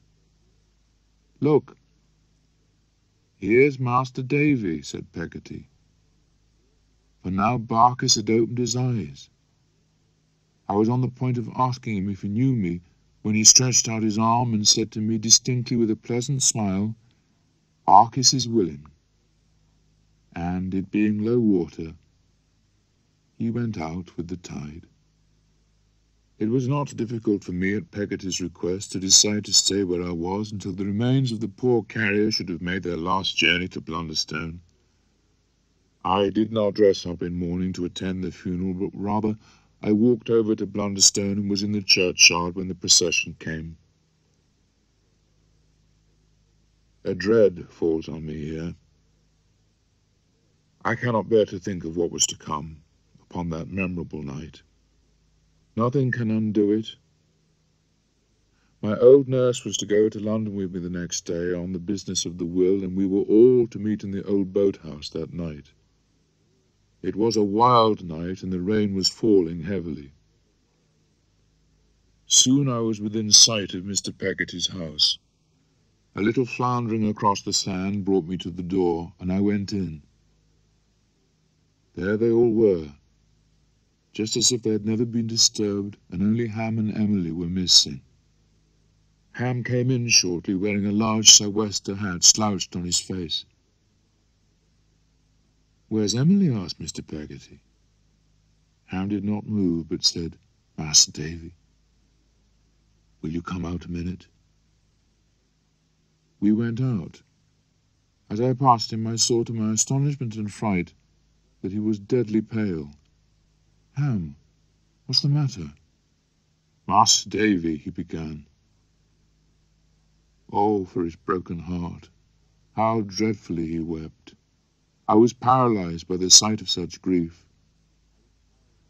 "Ham, poor good fellow, for heaven's sake, tell me what's the matter." "My love, Master Davy, her what I'd have died for, and would die for now. She's gone." "Gone?" "Emily's run away. Oh, Master Davy, when I think how she's run away, I beg my good and gracious God to kill her sooner than let her come to ruin and disgrace." The face he turned to the troubled sky, the quivering of his clasped hands, the agony of his figure remain in my memory to this hour. I saw the door move, and Mr. Peggotty thrust forth his face, and never could I forget the change that came upon it when he saw us, if I were to live 500 years. I remember a great wail and cry, and once more we were all now standing in the room, I with the paper that Ham had given me, a blotted letter from which, in the midst of the silence of death, I read, "You have loved me so much better than I have ever deserved, even when my mind was innocent. When you see this, I shall be far away. It will be never to come back unless he brings me back a lady. If only you that I have wronged so much can ever find it in your heart to forgive me, I wish that you could only know what I suffer." Mr. Peggotty then murmured in a low voice, "Who's this man? I want to know his name." Ham glanced at me. I felt shocked. "Master Davy," exclaimed Ham, in a broken voice, "it ain't no fault of yourn, but his name is Steerforth, and he's a damned villain." Mr. Peggotty uttered no cry, only pulled down his coat from a corner. Ham asked him where he was going. "I am going to seek Emily. I am a-going first to stave in that there boat and sink it where I would have drowned him, and I'm going to seek my niece through the world. I'm going to find her and bring her back. No one stops me." The news of what happened soon spread through the town. As I passed along the streets next morning, I overheard the people speaking of it at their doors. It was on the beach I found the group. They looked worn out. As I glanced at Ham, who was then looking out to sea, a frightful thought came into my mind. I recall an expression of stern determination in Ham's face. I could see that if he ever encountered Steerforth, he would kill him. The following morning I was joined by Mr. Peggotty and my old nurse, and we went to the coach office, where Mrs. Gummidge and Ham were waiting to take leave of us. "Master Davy," Ham whispered, while Mr. Peggotty was stowing his luggage. "His life is quite broken up. He doesn't know where he's going. He doesn't know what's afore him. I'm sure you'll be a friend to him, Master Davy." Trust me, I will indeed, I promised. In London, Mr. Peggotty and I saw Mrs. Steerforth. She announced that her son could not marry Emily. It is impossible. Such a marriage would irretrievably blight my son's career and ruin his prospects. But let him go where he will, with the means that my love has given to him. She observed that it was useless to discuss the position any further, and she begged to put an end to the interview. Mr. Peggotty remarked, "I have no more to say, ma'am. I came here with no hope, and I take away no hope. This has been too evil a house for me and mine." With this we departed. Mr. Peggotty told me that he now meant to set out on his travels. I asked him where he meant to go. He only answered, "I am going, sir, to seek my niece." That night he took a small amount of ready money, and he promised to communicate with me. He slung his bag about him, took his hat and his stick, and bade us both good-bye. "All good attend you, dear old woman," he said, embracing Peggotty.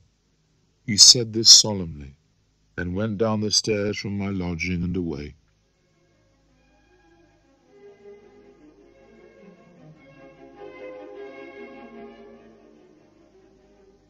Mr. Spandau told me one day that in a week it would be Dora's birthday, and he would be glad if I would come down and join in a picnic on the occasion.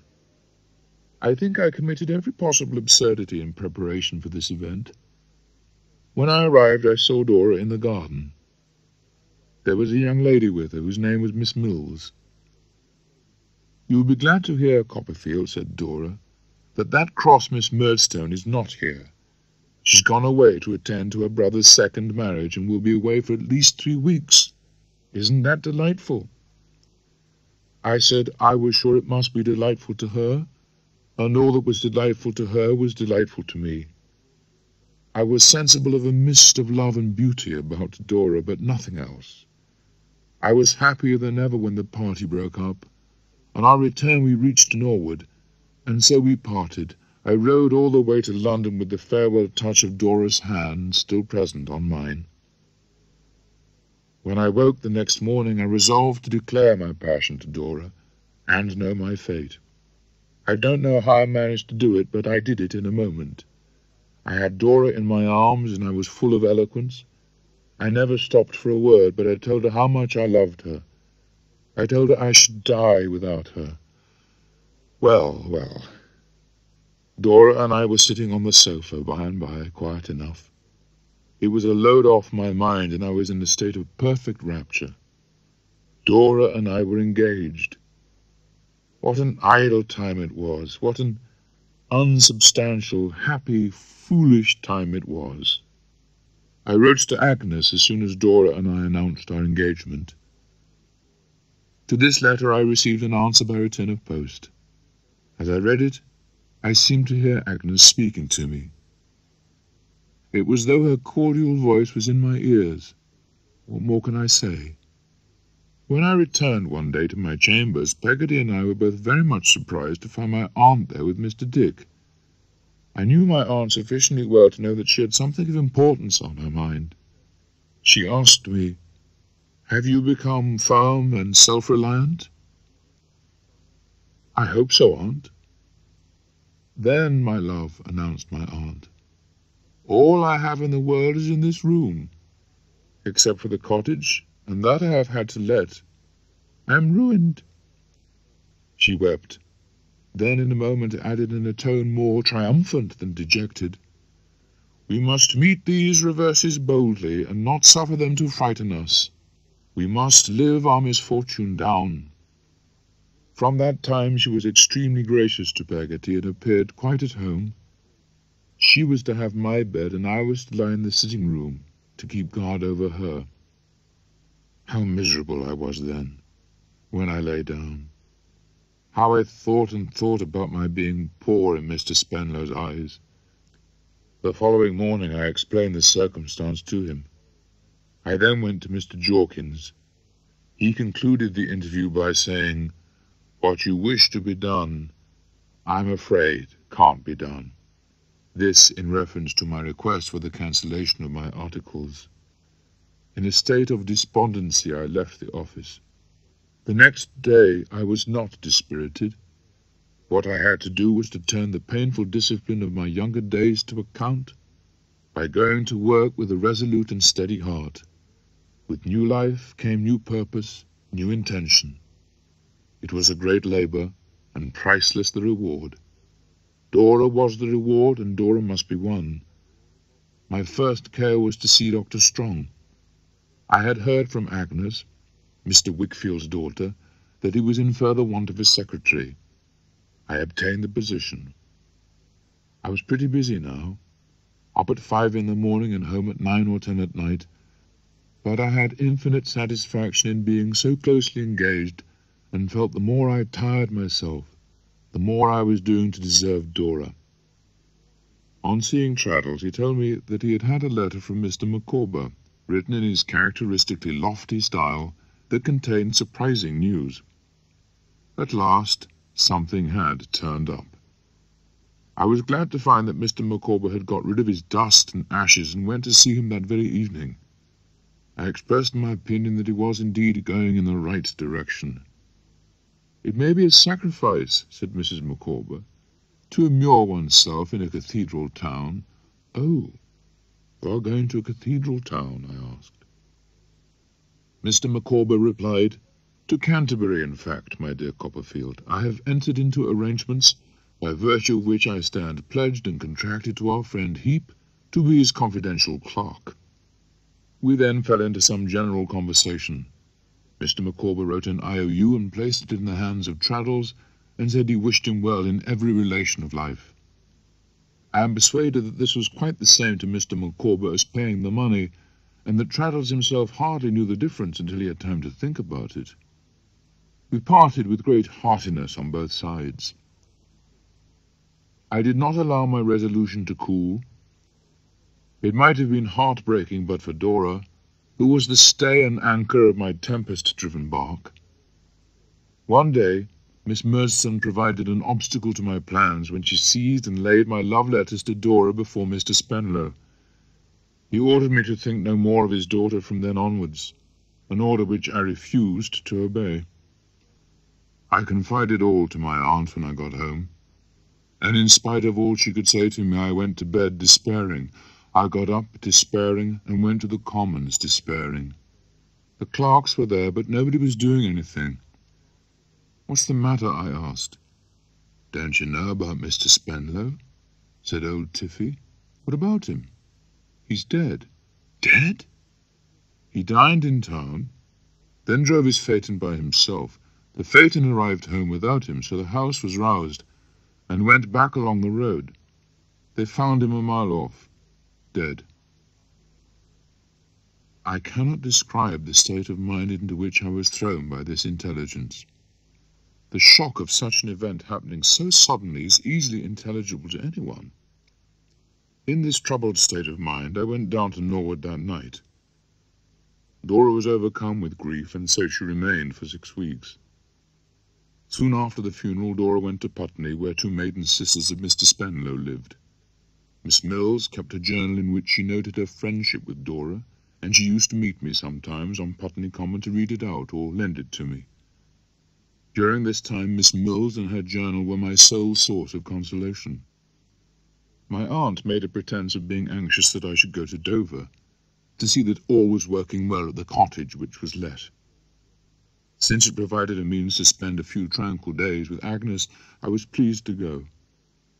I found everything in satisfactory order at the cottage, and slept there for 1 night. I walked over to Canterbury early the following morning. Arriving at Canterbury, I went to Mr. Wickfield's house, and there, in the little tower room, was Mr. Micawber plying his pen with great assiduity. He was extremely glad to see me. He told me he had become the tenant of Uriah Heep's old house. I saw an uneasy change in Mr. Micawber, which sat tightly on him, as if his duties were a misfit. Eventually I took leave of Mr. Micawber, and searched out Agnes.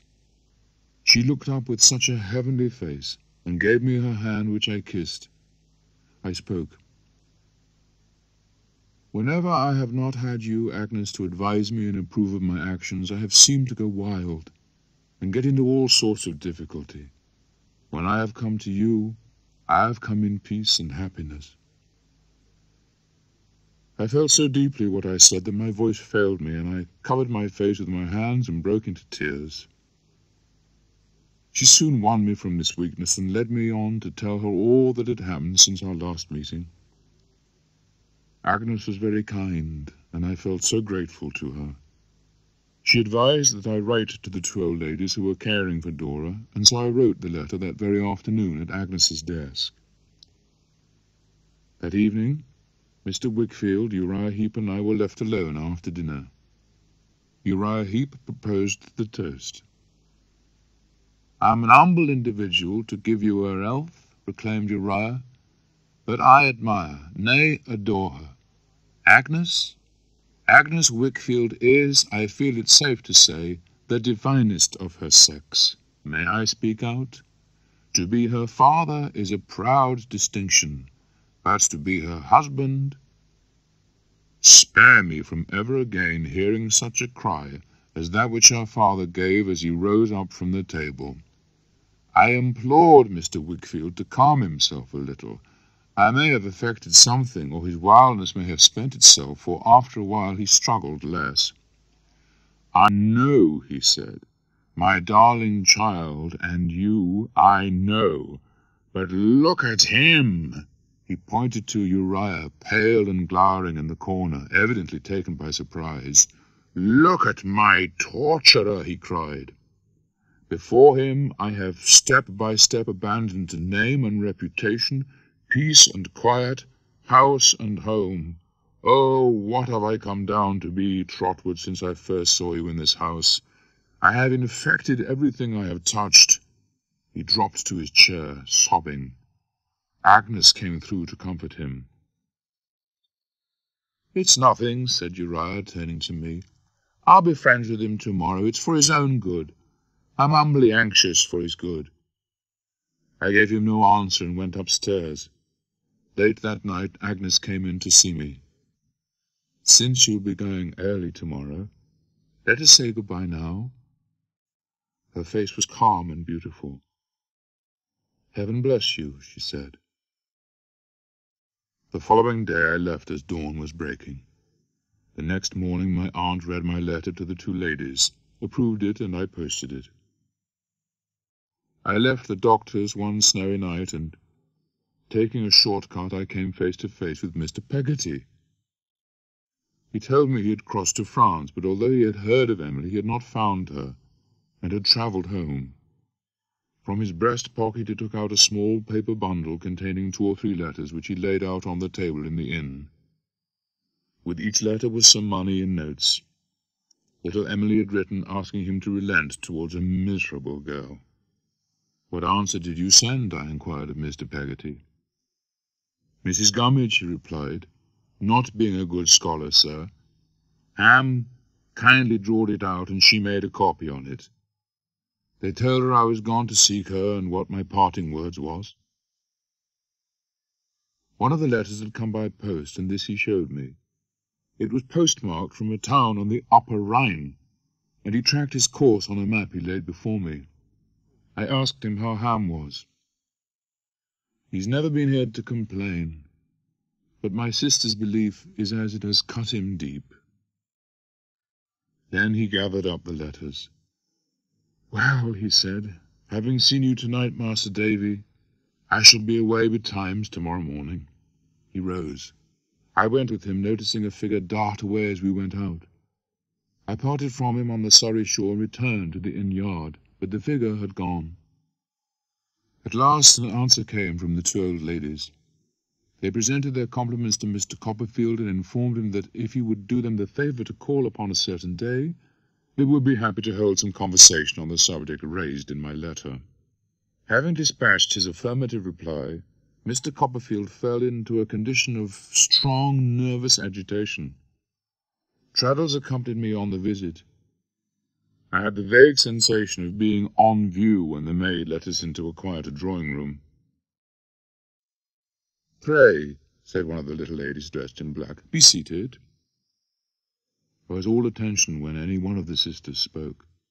My sister Lavinia, being conversant with matters of this nature, will state what we consider most calculated to promote the happiness of both parties. Our niece's position is much changed by our brother Francis's death, stated Miss Lavinia. We have no reason to doubt, Mr. Copperfield, that you are a young gentleman possessed of good qualities and honourable character, and that you have an affection for our niece. I replied that nobody had ever loved anybody else as I loved Dora. It seems to us, she continued, prudent to bring these feelings to the test of our own observation. At present we know nothing of them, and are not in a situation to judge how much reality there may be in them. Therefore we are inclined to accede to Mr. Copperfield's proposal and to admit his visits here. I shall never, dear ladies, I exclaimed, forget your kindness. The times and conditions were then proposed, and I expressed my acknowledgments in the warmest manner. Of course, my aunt was immediately made acquainted with the successful outcome of the conference. She was happy to see me happy. During this time I observed that the postman brought 2 or 3 letters every morning for Uriah Heep, who remained at Highgate, and that these were always directed in a business-like manner by Mr. Micawber, who now assumed a round legal hand. I was glad to infer from this that Mr. Micawber was doing well, and subsequently was much surprised to receive a letter from his amiable wife, which said that her husband had felt he had sold himself to the devil, with the harrowing consequence that one formerly so domesticated was becoming alienated from her. On the slightest provocation, it would seem, he now expressed a wish for separation. I do not feel that I could give any recommendation other than she should try and reclaim Mr. Micawber by patience and kindness.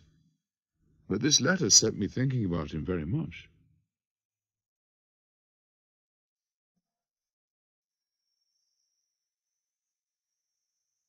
Let me now pause during this memorable period of my life. Weeks, months, seasons pass along. I have attained the dignity of 21. I've also come out in another way, for I have taken to authorship. Now I am regularly paid for pieces, and altogether am well off. We have removed to a pleasant little cottage. My aunt, however, is not going to remain here, but intends moving herself to a still more tiny cottage close at hand. What does all this portend? My marriage? Yes, I'm going to be married to Dora. Miss Lavinia and Miss Clarissa have given their consent. I'm in a dream, a flustered, happy, hurried dream. I can't believe that it is really going to be. Sophie arrives at the house of Dora's aunts in due course.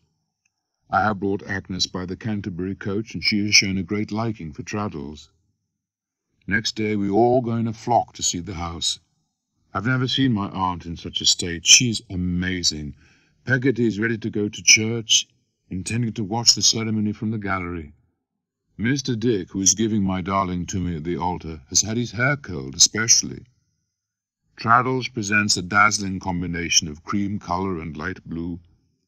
The church is calm enough, I am sure, but it might be a steam power loom in full action for the sedative effect it has on me. I'm far too far gone for that. The rest is more or less an incoherent dream. At last, the ceremony over, we drive away together, and I awake from the dream. I can believe it at last. It is my dear, dear little wife beside me, whom I love so well. Are you happy now, you foolish boy? Asks Dora. And sure you don't repent? It was a strange condition of things when I found myself sitting down in my own home with Dora. At first it seemed such an extraordinary thing to have Dora always there. One day she asked, "Will you call me a name I want you to call me?" "And what name is it?" I asked with a smile. "It's a stupid name," she said. "Child wife." I laughingly asked my child wife what her fancy was in desiring to be so called. She answered, "I don't mean, silly fellow, that you should use the name instead of Dora. I only mean that you should think of me that way. When you are angry with me, say to yourself, 'It's only my child wife.'" I had not been serious with her, having no idea that she was serious herself. but she was soon to prove herself my child wife. For Dora was incapable of running a home, of managing servants, nor of dealing with tradespeople who always robbed us. She could not understand figures nor my literary work. She admitted that she was a little goose, and told me that it was useless for me to try and make her wise. If criticized, she hid her face in my shoulder in a profusion of tears and curls. So after a while I gave up the attempting to suit her for control of our home, and never afterwards remonstrated with her for her lack of system or her untidy ways. During this time I visited Mrs. Steerforth, and learnt that although she had heard from my former friend, it had not restored his sense of duty nor natural obligation. Reflecting on this, I felt it right that this news should be communicated to Mr. Peggotty, who was in London that day. "Mr. Peggotty," I said, "don't expect much, but I have heard some news. It gives no clue as to where she is, although she is not with him. I believe she's still alive." Thank ye, kind sir," he said. "If she should make her way to London, which is likely, she won't go home." "If she should come here," I said, "I believe there is one person more likely to discover her than any other. Do you remember Martha?" "I have seen her in the streets." "You say you have seen her. Do you think you could find her?" "I think, Master Davy, I know where to look." "It is dark now, but since we are together, shall we go out and try to find her tonight?"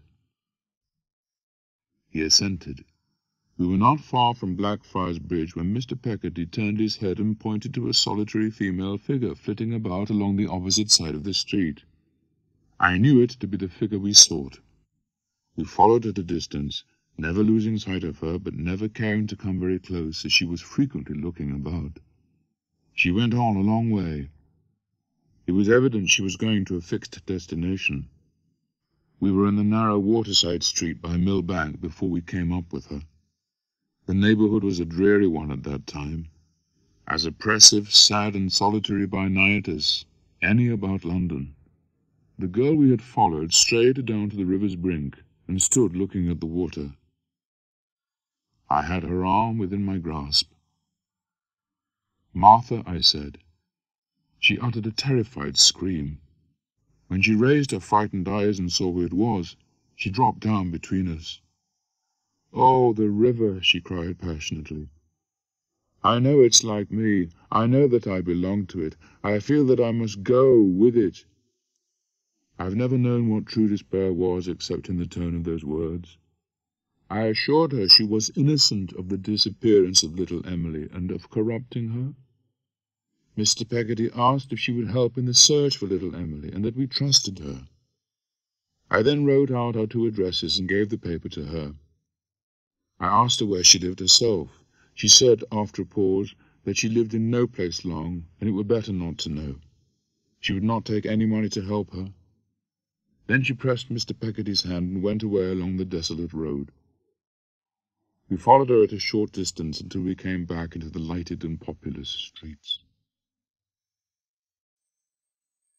I laboured hard at my book, and when it came out it was very successful. However, I retained my self-respect, so that the more praise I got, the more I tried to deserve. I pursued my vocation with confidence. By then I had been married, I suppose, about a year and a half. After several varieties of experiment, we had given up the housekeeping as a bad job. The house kept itself. I talked to Dora on subjects which occupied my thoughts. No matter how I endeavoured to form my little wife's mind, I could not help seeing that she became prey to the keenest apprehensions. I persevered even for months. Finally, however, I saw that I had achieved nothing, and it began to occur to me that perhaps Dora's mind was already unchangeable. On further consideration, this appeared so likely that I abandoned my scheme altogether. The old, unhappy feeling pervaded my life, and if anything, it was deepened. However, it was as undefined as ever, and came to me like a strain of sorrowful music faintly heard in the night. I loved my wife dearly, and was happy, but the happiness I had vaguely anticipated once was not the happiness I enjoyed, and there was always something wanting. She was truly fond of me, and proud of me.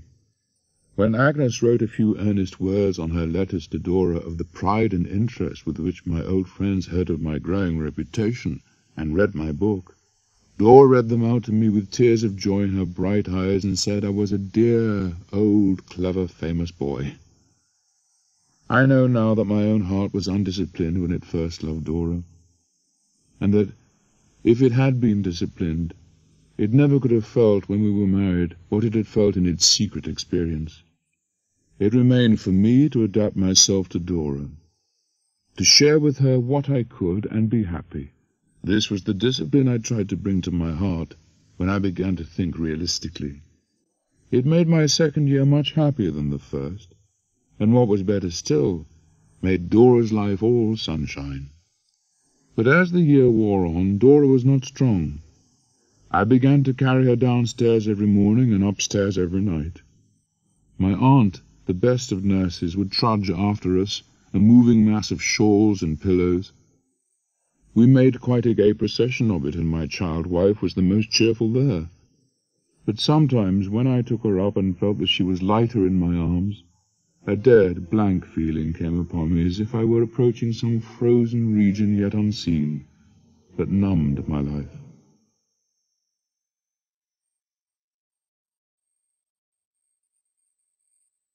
I received a letter one morning from Mr. Micawber which, making due allowance for his lofty style of composition, indicated that something important lay behind it.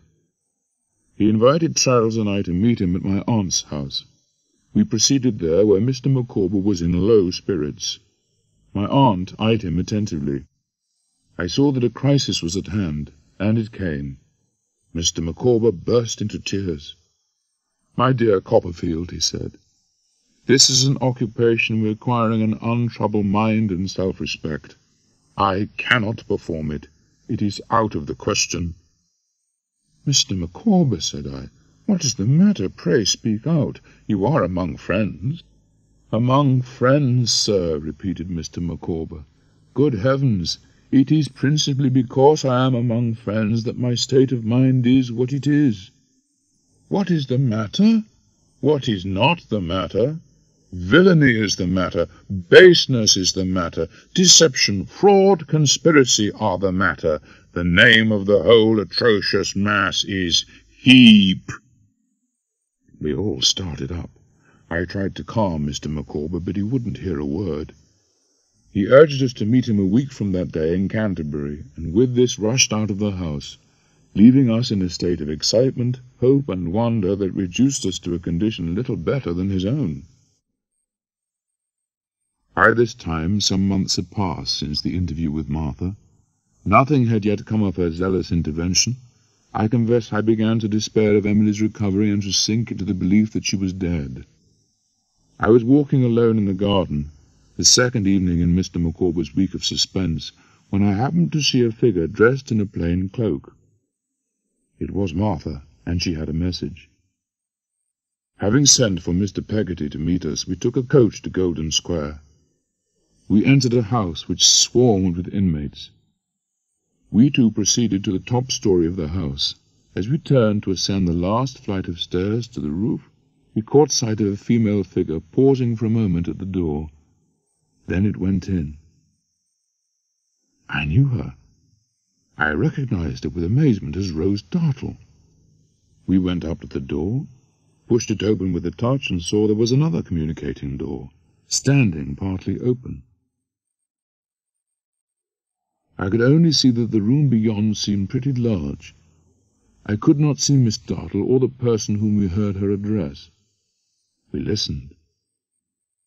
"It matters little to me her not being at home," said Rose Dartle. "I know nothing of her. It's you I've come to see."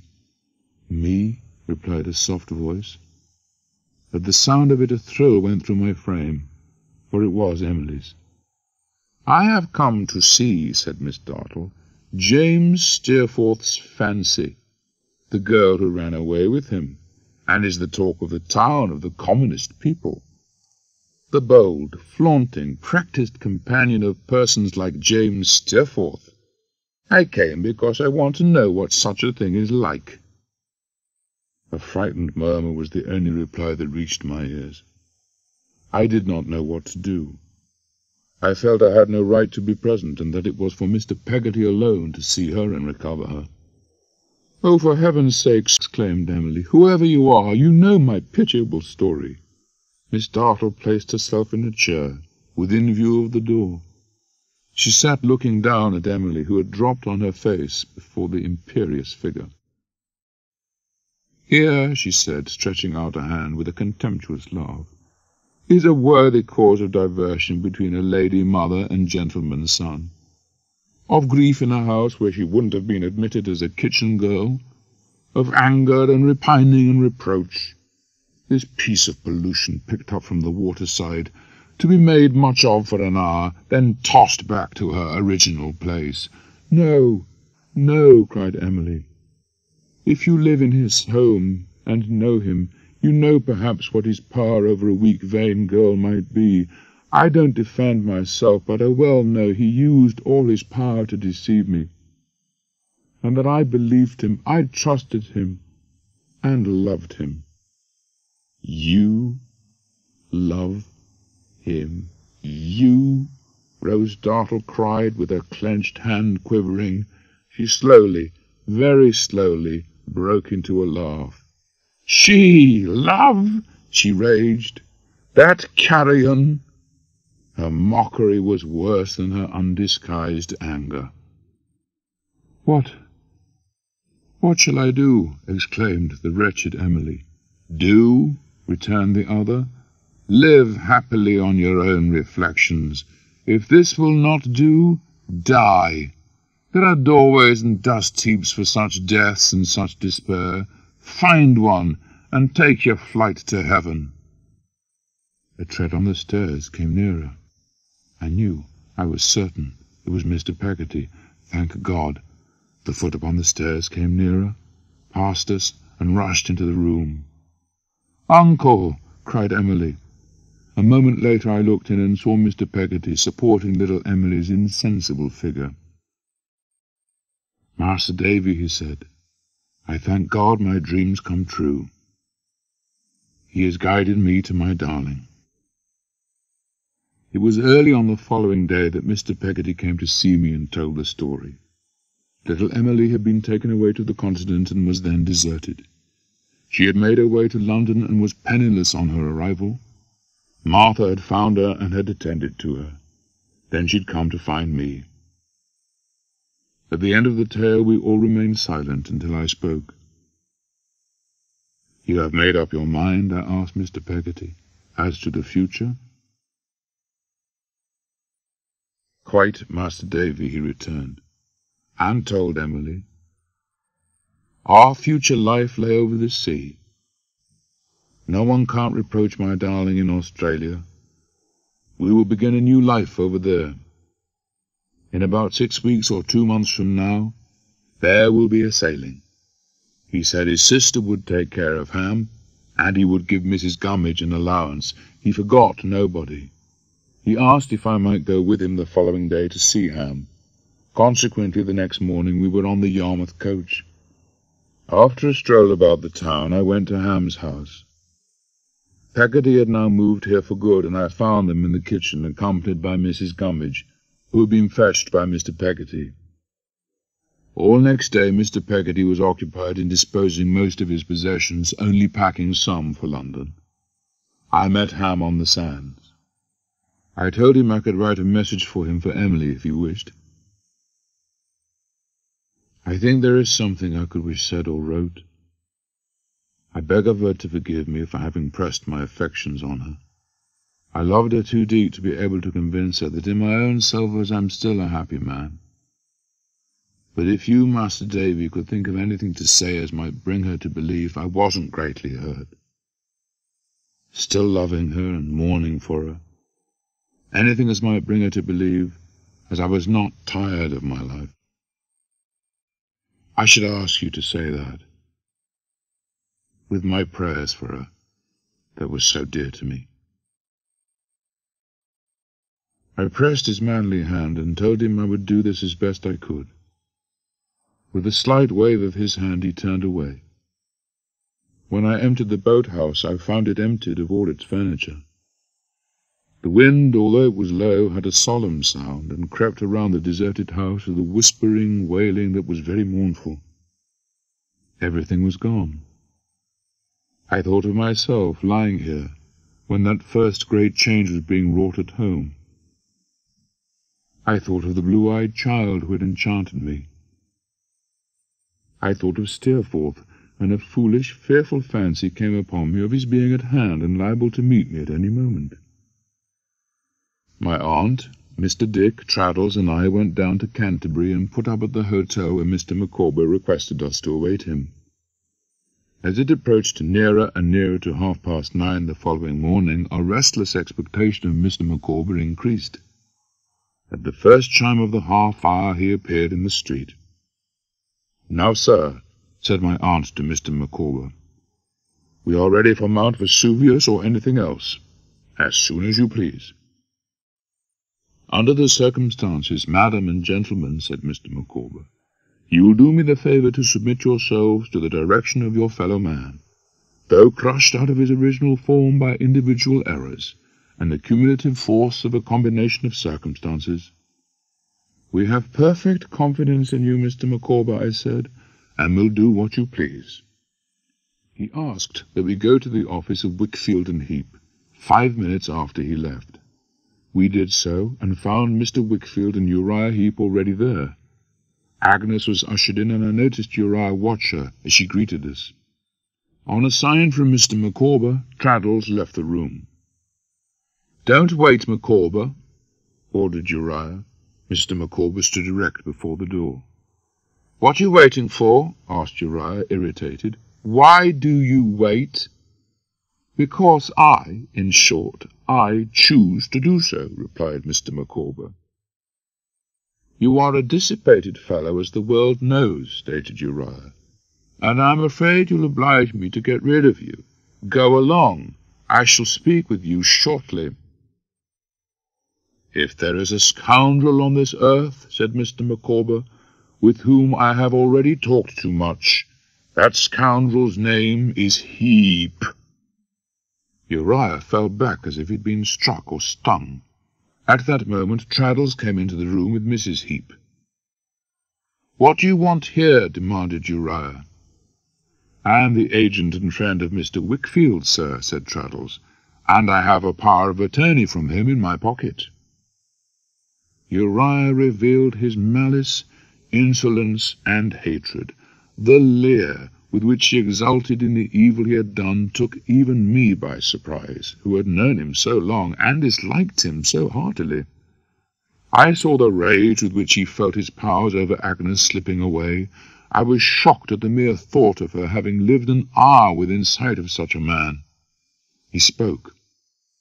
"So you think it justifiable, do you, Copperfield, to sneak about my place, eavesdropping with my clerk? You don't think at all of what I shall do in return, or of getting yourself into trouble for conspiracy and so forth. Very well, we shall see. Why don't you make Mr. Micawber speak?" At this provocation, Mr. Micawber now burst forth and produced from his pocket a foolscap document. He read out the contents and made his accusations.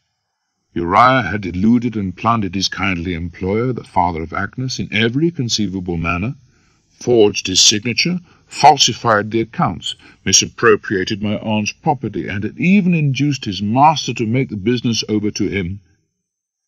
Mr. Wickfield had believed himself bankrupt, and his sole reliance was upon the monster in the garb of a man who, by making himself indispensable to him, had managed his destruction. Mr. Micawber proceeded. "I have now concluded. It merely remains for me to substantiate these accusations, and then, with my ill-starred family, to disappear from the landscape on which we appear to be an encumbrance. That is soon done, for England, home, and beauty, remaining always Micawber." Uriah threw open the doors of the iron safe which stood in the room. It was empty. "Don't worry," said Traddles. "The books are now safely in my possession. I will take care of them under the authority I mentioned.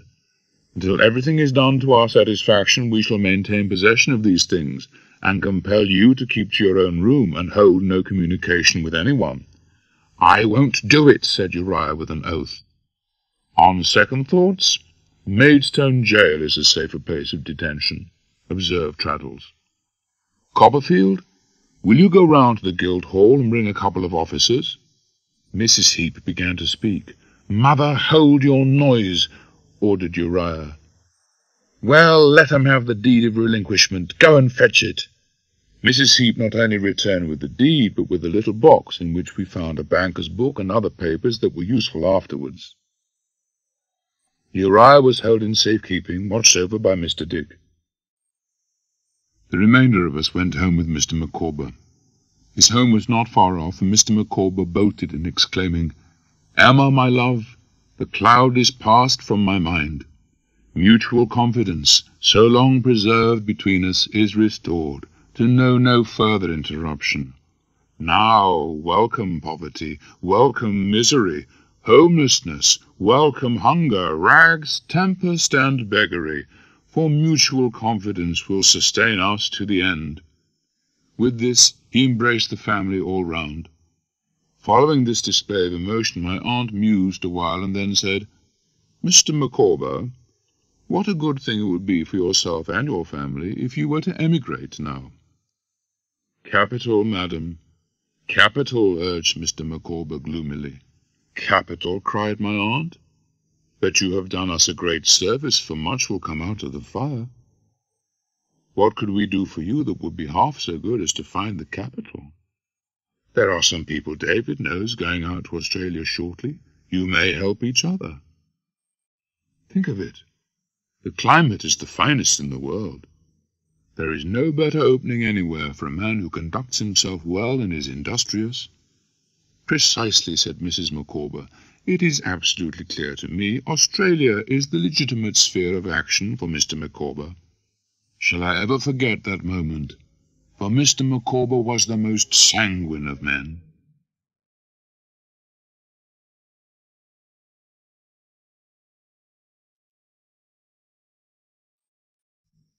I am now once again with Dora in our cottage. I do not know how long she has been ill. Did I know then that my wife-child was soon to leave me? They have told me so, but I am far from sure that I had taken the truth to heart. I hold her hand in mine. I see her love for me alive in all its strength. I lay my face upon the pillow by her, and she looks into my eyes and speaks very softly. "I am afraid, dear, I was too young. It would perhaps have been better if we had only loved each other as boy and girl. I have begun to think I was not good enough to be your wife." Through my tears I told her she was as fit to be my wife as I was to be her husband. We have been very happy together, my sweet Dora. Is it lonely downstairs? Very. Very. Don't cry. Is my chair there? In its old place? Oh, how my poor boy cried. Hush. Hush. Now, make me one promise.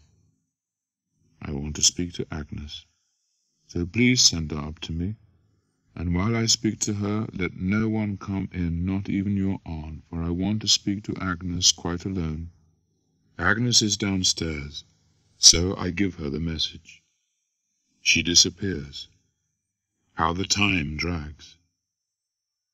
"Oh, Agnes," I cried, when she reappeared. That face, so full of pity and grief, that rain of tears, that awful mute appeal to me. Agnes, it is over. Darkness comes before my eyes, and for a time all things are blotted out of my remembrance. I came to think that the future was walled up before me, that the energy and action of my life were at an end. When it was first proposed that I should go abroad, or how it came to be agreed among us that I was to seek restoration of my peace in change and travel, I do not distinctly know. The soil now covered all that could perish of my departed wife. I waited only for what Mr. Micawber called the final pulverization of Heap, and for the departure of the emigrants. My aunt, Agnes, and I returned to Canterbury. Mr. and Mrs. Micawber had by now decided to emigrate. The arrangements being amicably settled, Mr. Micawber gave Mrs. Micawber his arm, and glancing at the heap of books and papers lying before Traddles on the table, took their leave. Traddles mentioned that Mr. Micawber and Mr. Dick had been remarkable in the assistance they had given in respect to the investigations. He announced that Mr. Wickfield was solvent once again, but the residue being so small, something further had to be done. Agnes consented to take on the future with her father, renting the house and keeping the school herself. Traddles also announced that he had recovered my aunt's £5,000 worth of investments, and added that Uriah Heep and Mrs. Heep had departed by one of the London night coaches. We came to the matter of Mr. Micawber's financial position. Traddles explained the total of his IOUs. Between us we agreed to advance a small payment to Mr. Micawber, and that his family should have their passage and their outfit paid for together with £100. To this I added that we should let Mr. Peggotty know of Mr. Micawber, and give him a further £100 for safe-keeping on his behalf. Shortly afterwards this business was all agreed by the principals themselves, with goodwill and harmony, and so this closed the proceedings of the evening. Next day we returned to my aunt's house. The time was fast drawing on for the sailing of the emigrant ship to Australia, and my good old nurse came up to London. I was constantly with her and her brother and the Micawbers, but Emily I never saw. So I thought I would write to Emily, since she might wish to send some parting word by me to her unhappy lover, and I thought to give her the opportunity. I had my letter sent round in the morning, requesting Mr. Peggotty to hand it to her. Next day little Emily sent me an answer. "How can I thank you," she wrote, "for your good and blessed kindness to me?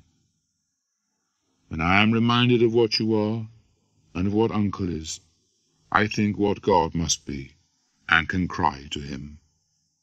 I am thinking," said I to Mr. Peggotty, "that I'll go down to Yarmouth, since there's time to spare before the ship sails.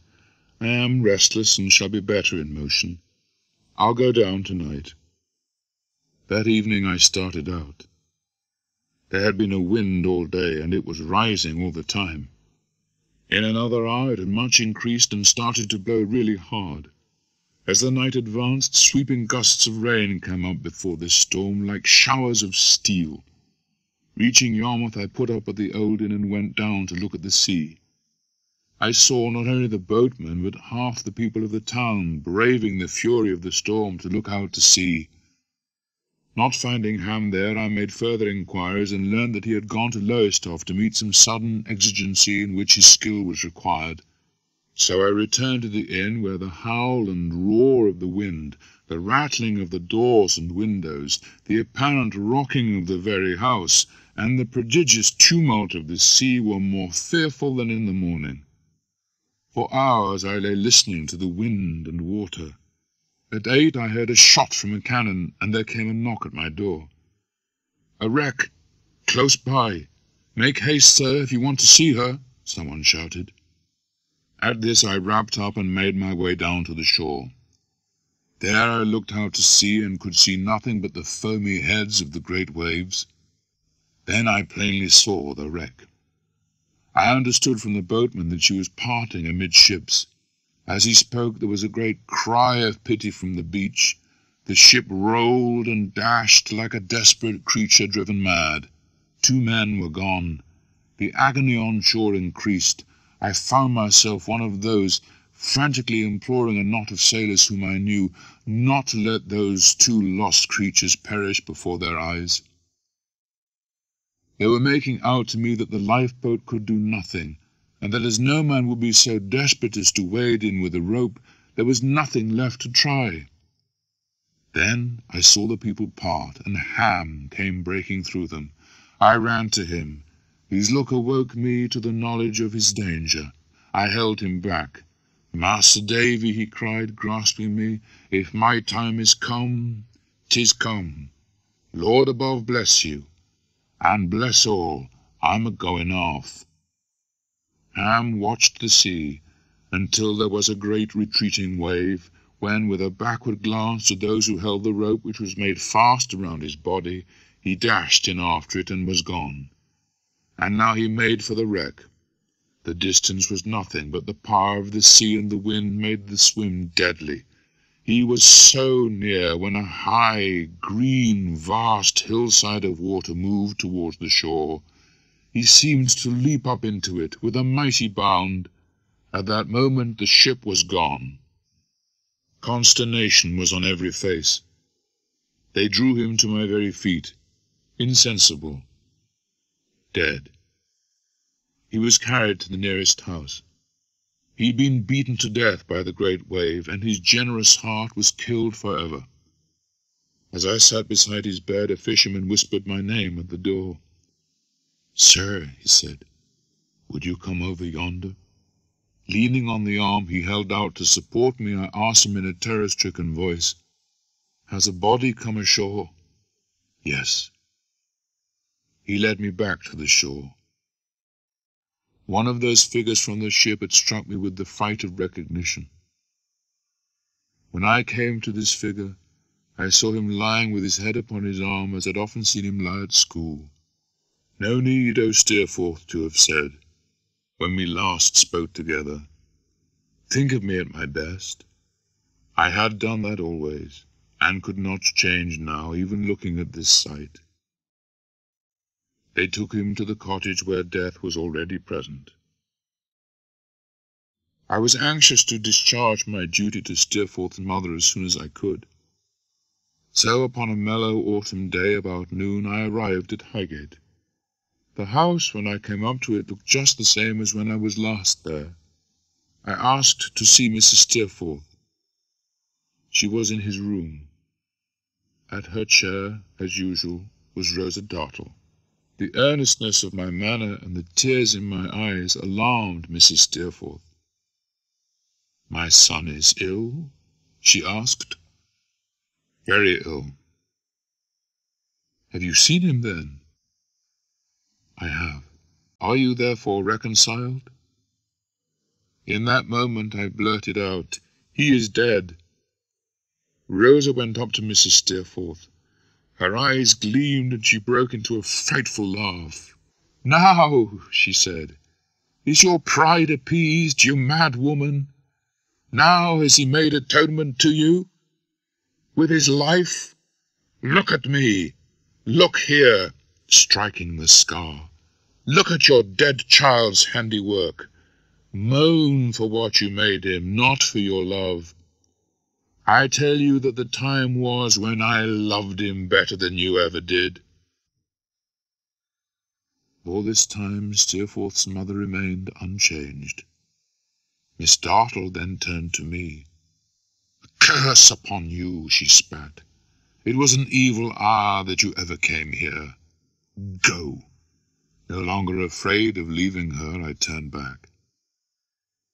Later in the day I returned with the body, and we laid him in his mother's room. She was just the same as before, like a statue. All the world seemed dead and silent, broken only by this mother's moaning. 2 days later I went down to Gravesend, where I found the ship bound for Australia, surrounded by a crowd of smaller boats. I hired a boat and went on board. Mr. Peggotty was waiting for me, saying that Mr. Micawber's debts had now been paid and he was no longer liable to arrest. I noticed a young woman in black with Mrs. Gummidge stooping over to arrange Mr. Peggotty's goods. "Is there any last word, Master Davy?" asked Mr. Peggotty. "Is there one forgotten thing afore we parts?" "One thing," said I. "Martha. Heaven bless you, you good man. Take her with you." She answered for him with a burst of tears. I then wrung his hand, for the time of departure had arrived. I embraced him and hurried away. We lay at a distance to see off the ship, and there 3 cheers broke from all the craft around.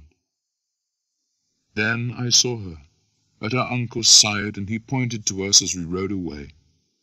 She saw us, and waved her last goodbye to me, and so they solemnly passed from sight. Night had fallen on the Kentish hills by the time we were back on shore.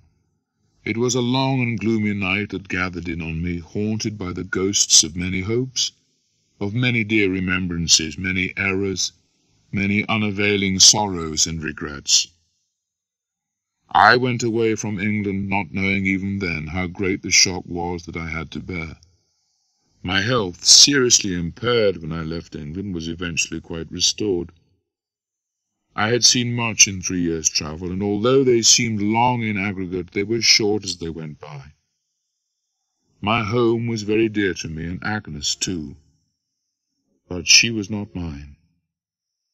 Was she ever to be mine, I wondered.